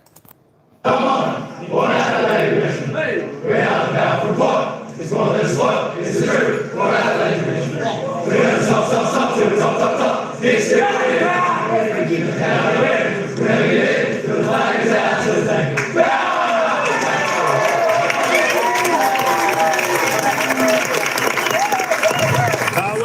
All right, that was a little bit of the Port Power theme song. I don't think it's one of the better ones. I don't think it's one of the better ones in the competition, but that's all right. There we go. All right, Willie Rioli on top of the 3 goals there for Port Adelaide. Patrick Voss with 2, Horn Francis with 2, and Georgiades with 2. Single goal scorers went to Vicente Striskovski. I tell you what, some of these are tricky names. Sweet, Sturt, O'Driscoll, McOnty, Jackson, Nat Fight, Michael Frederick, Evans, Drew, Burn Jones, and a miss. They were the goal scorers for today. Just the AFL fantasy points. Andrew Brayshaw there, top the table with 122. Jordan Sweet on 119, and the rest all under 100. Disposals, not too much difference there. 351, 332. I think Freo definitely had more of the ball, but as I said, they just fumbled the ball so much. And I think Port Adelaide was just a professional work job they did out there today playing the game. And I think that's what got them across the line. Yeah, I keep saying it, and I think Freo should have won that game. But just the pressure of Port Adelaide. Maybe it comes down to a little bit of inexperience or something from some of those players, and they just couldn't hang on to the ball. As I said, they fumbled. If you ever watch this replay back, you'll know what I'm talking about. I think even the commentators mentioned that during the game, that Freo just kept fumbling. But you can't take anything away from Port Adelaide. They brought the pressure, they brought the heat, and they got the job done. The kicks, there's about 32 Port Adelaide, and the handballs, Fremantle are about 40-odd, 50-odd up. Their inside 50s, 48 to Freo, 56 to Port Adelaide. Efficiency, not too bad on both sides there. Efficiency inside 50. Freo are a little bit better than Port. The free kicks, 25 to 22. Plenty given today, but the umpires put the whistle away a little bit in that last quarter, 25-22. Nothing really that gave either side a goal or two through those free kicks, so that's right. Port Adelaide well on top on the hit-outs. Clearances, pretty even. Only 3 the difference. Same with centre clearances. Dockers by 3 there. Stoppage clearances, all tied up on 28. Contested possessions, only 5 the difference. 31 uncontested. In front to the Dockers there, the turnover 73-70. Pretty high from both sides. Due to the pressure. Final-like game it was. Final-like atmosphere. You know what? That's exactly what this game was. This was a mini-final for both sides. One for one team to get into the 8, and the second for the other team to actually get second and a home final. Alrighty. The marks pretty even. 72-78. 6-8 inside 50s. 2 ahead to Port. Contested marks pretty similar. Defensive tackles, we would have thought they were pretty even, 73-70. Inside 50 tackles on Port Adelaide. There's the pressure, 17-9. Just doubling Fremantle's there. The 1%ers, both teams did that. Let's have a look at the live ladder now. And this is the result. And this is how it looks. Well, this is how it sort of looks. That's how it looks now. There is the live ladder. So after that game, we've got the Sydney Swans, who end up the minor premiers and on top with 17 wins for the season. Second, we've got Port Adelaide, who had 16 wins, only a game behind Sydney. Third, we've got Geelong. Fourth in GWS Giants. Fifth, Brisbane Lions. Sixth, Western Bulldogs, who won today. Seventh, Hawthorn, who won yesterday. And, of course, Carlton, who lost today. And, of course, with that Freo loss, Collingwood, look at that. Into 9th, only by percentage. And we just needed that one more win, and we would have been in there like Flynn. That would have been all right. So, Addy G and me, 9th and 10th. What do you do? Octobian channel. Ayo, mega love shout out. Welcome in. How you going? What's happening? What are you up to there? What's going on, Dibba? So that is the final. So the final games, the games that will be played, it should be Sydney Swans versus the GWS Giants, the Sydney Derby clash. That'll be a big one, both teams in form. Who knows who's going to win that? And the other game should be Port Adelaide and Geelong Cats. And tell you what, I think Port Adelaide might actually get the job done there. They're in good form. They've won at least their last 6. Geelong had a good win on their last game. And, of course, they've all got the double chance, the top 4 sides.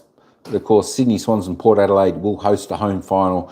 The bottom half of the 8 is Brisbane, Western Bulldogs, Hawthorn, Carlton. So it looks like Brisbane Lions will have a home final against Carlton. So Carlton will have to travel next week up to Brisbane and play that. And, of course, Western Bulldogs and Hawthorn. What a match that's going to be. 2 sides in cracking form. I don't know who's going to win that. 33 people in the house. Mega love shout out. Hello.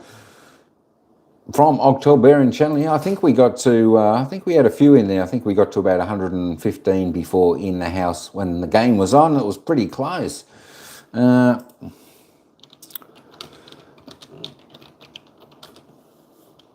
Miglove, shout out to the manager. For all those people still in there, if you want to head up to the pin, I've got my manager's channel up there. If you want to head over there, Tina Bim Bim, go and give her a little bit of support and a follow and have a look at some of her videos. And you'll see me in some of those as well. There we go.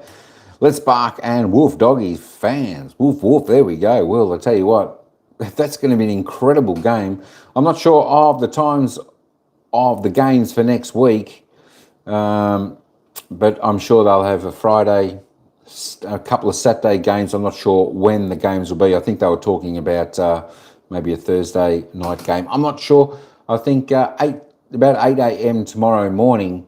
About 8 a.m. tomorrow morning will be when that comes out. I think they were saying last night. There we go. But yeah, having a look at the worm here throughout the game, Port Adelaide started off well and then Fremantle took over.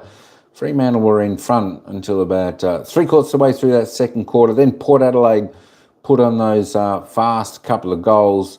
The game was sort of goal for goal, but then I think the workmanlike game that Port Adelaide brings to the table just hung on. Kicking those late couple of goals, it could have been anyone's game up until about the 23-minute mark of the final quarter. It's just unfortunate that Freo were fumbling the ball so much. So there we go.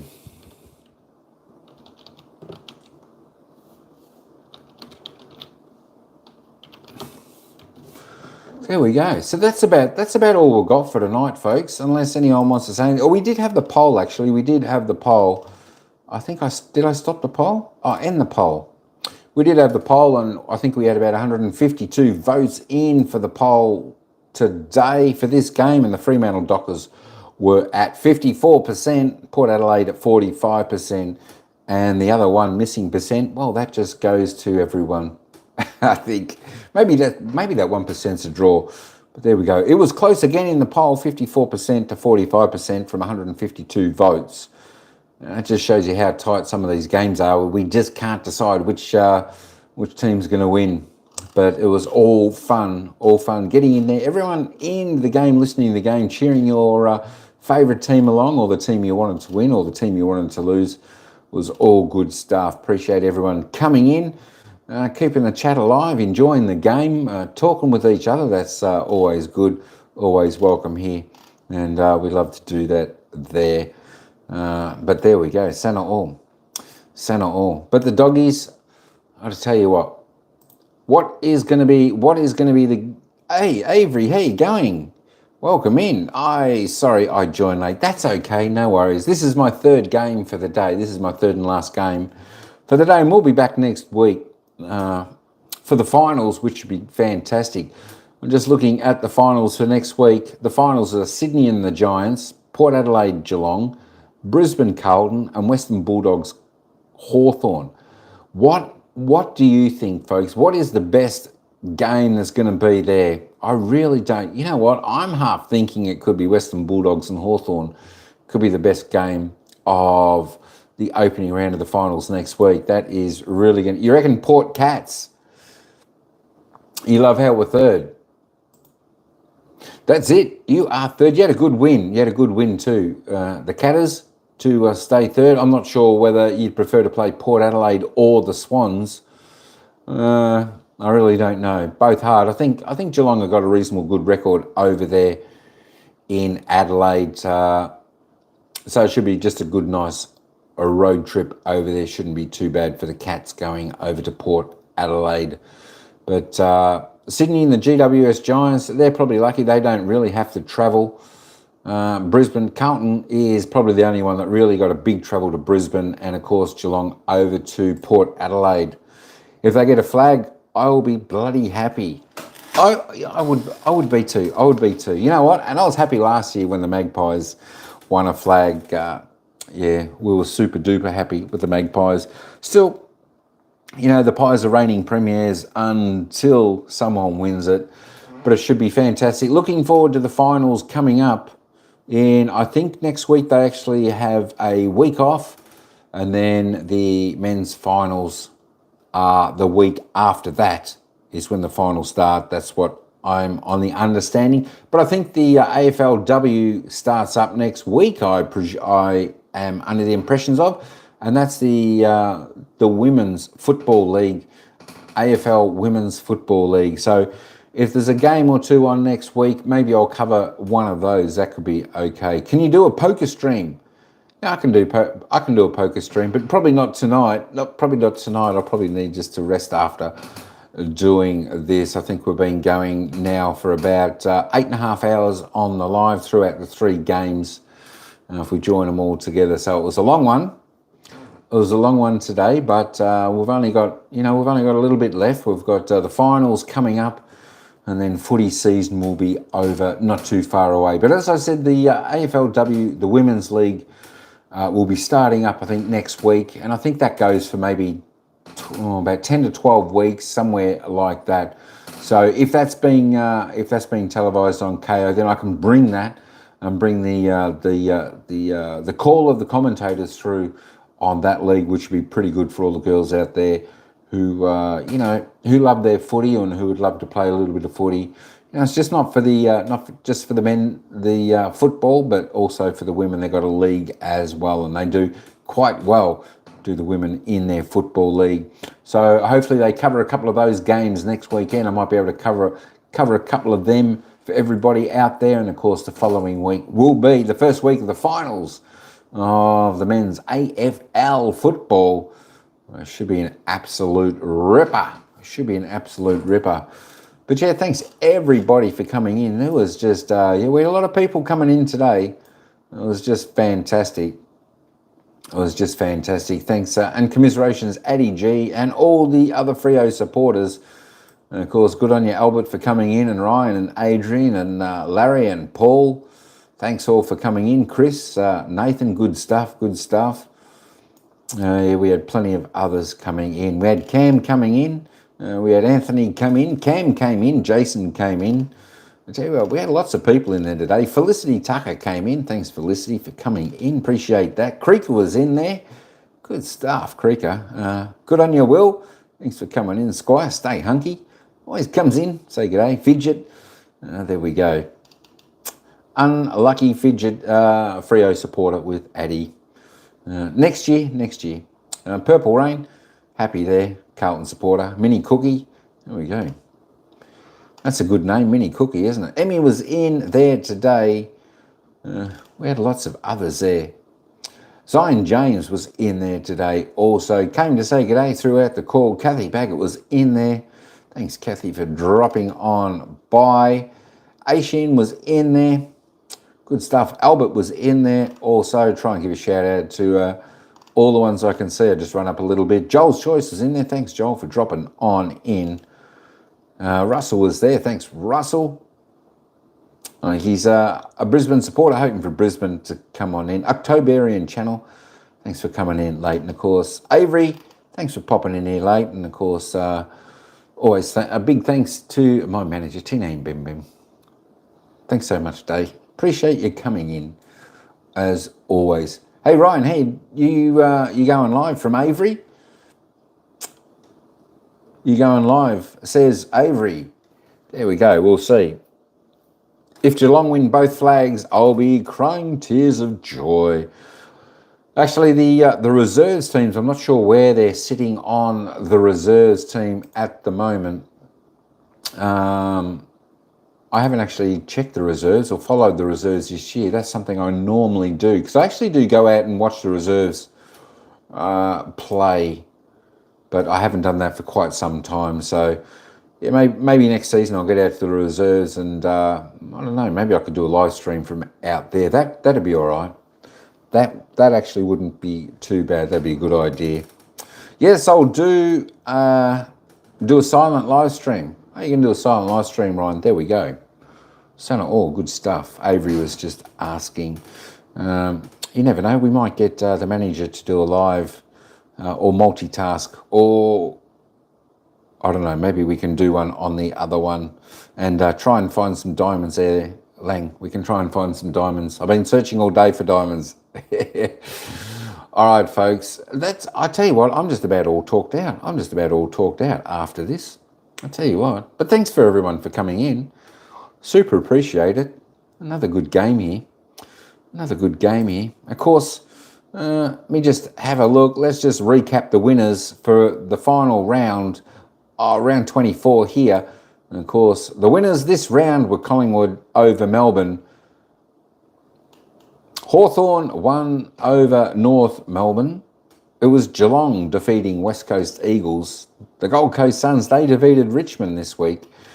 The Brisbane Lions, they had a victory over Essendon. Sydney Swans, they put away Adelaide Crows pretty well. They had a good win there and looked in form. Of course, the Western Bulldogs today, what a cracking performance they did. Winning over the GWS Giants 98-61. And of course, the upset of the round, which was St Kilda over Carlton 76-74.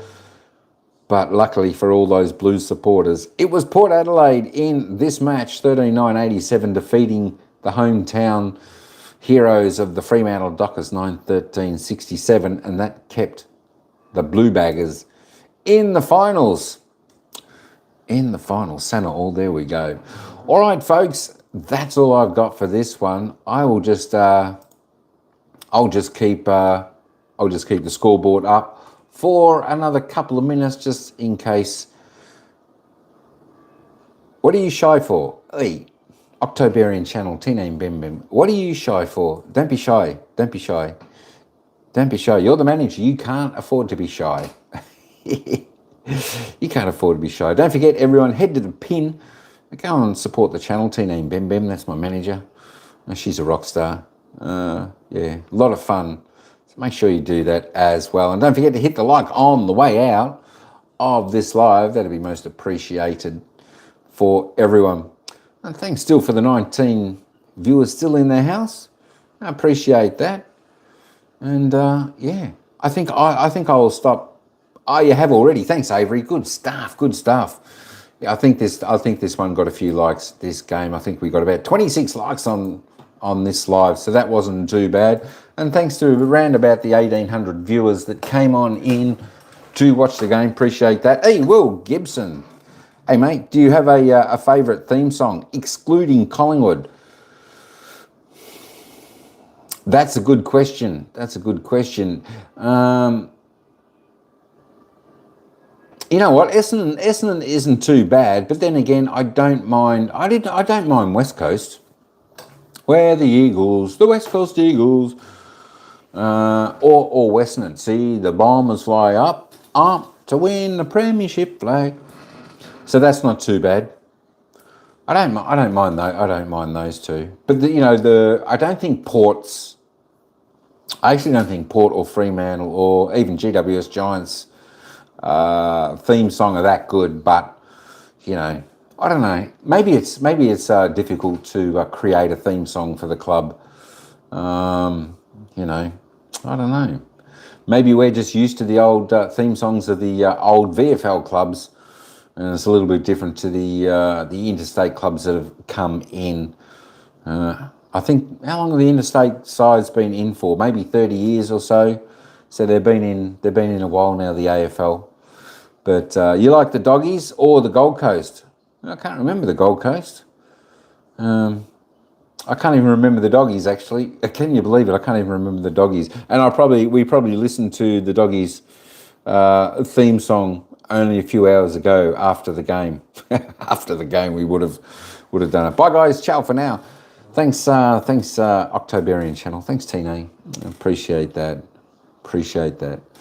All right, folks, that's it. I'm out of here. I'm going to stop talking for now. I'll leave the scoreboard up for another 1.5 minutes, and then I'll end just for the latecomers who want to come in and check the score. But until next time, as my manager has said, ciao for now. We'll see you in the next live. Maybe a poker live coming up soon, or if not, maybe next week, the football again. Ciao, Ryan. Ciao, Will. Thanks, Dave. Thanks, manager. Thanks, Avery, and everybody else in the house. Rock on. Enjoy your footy.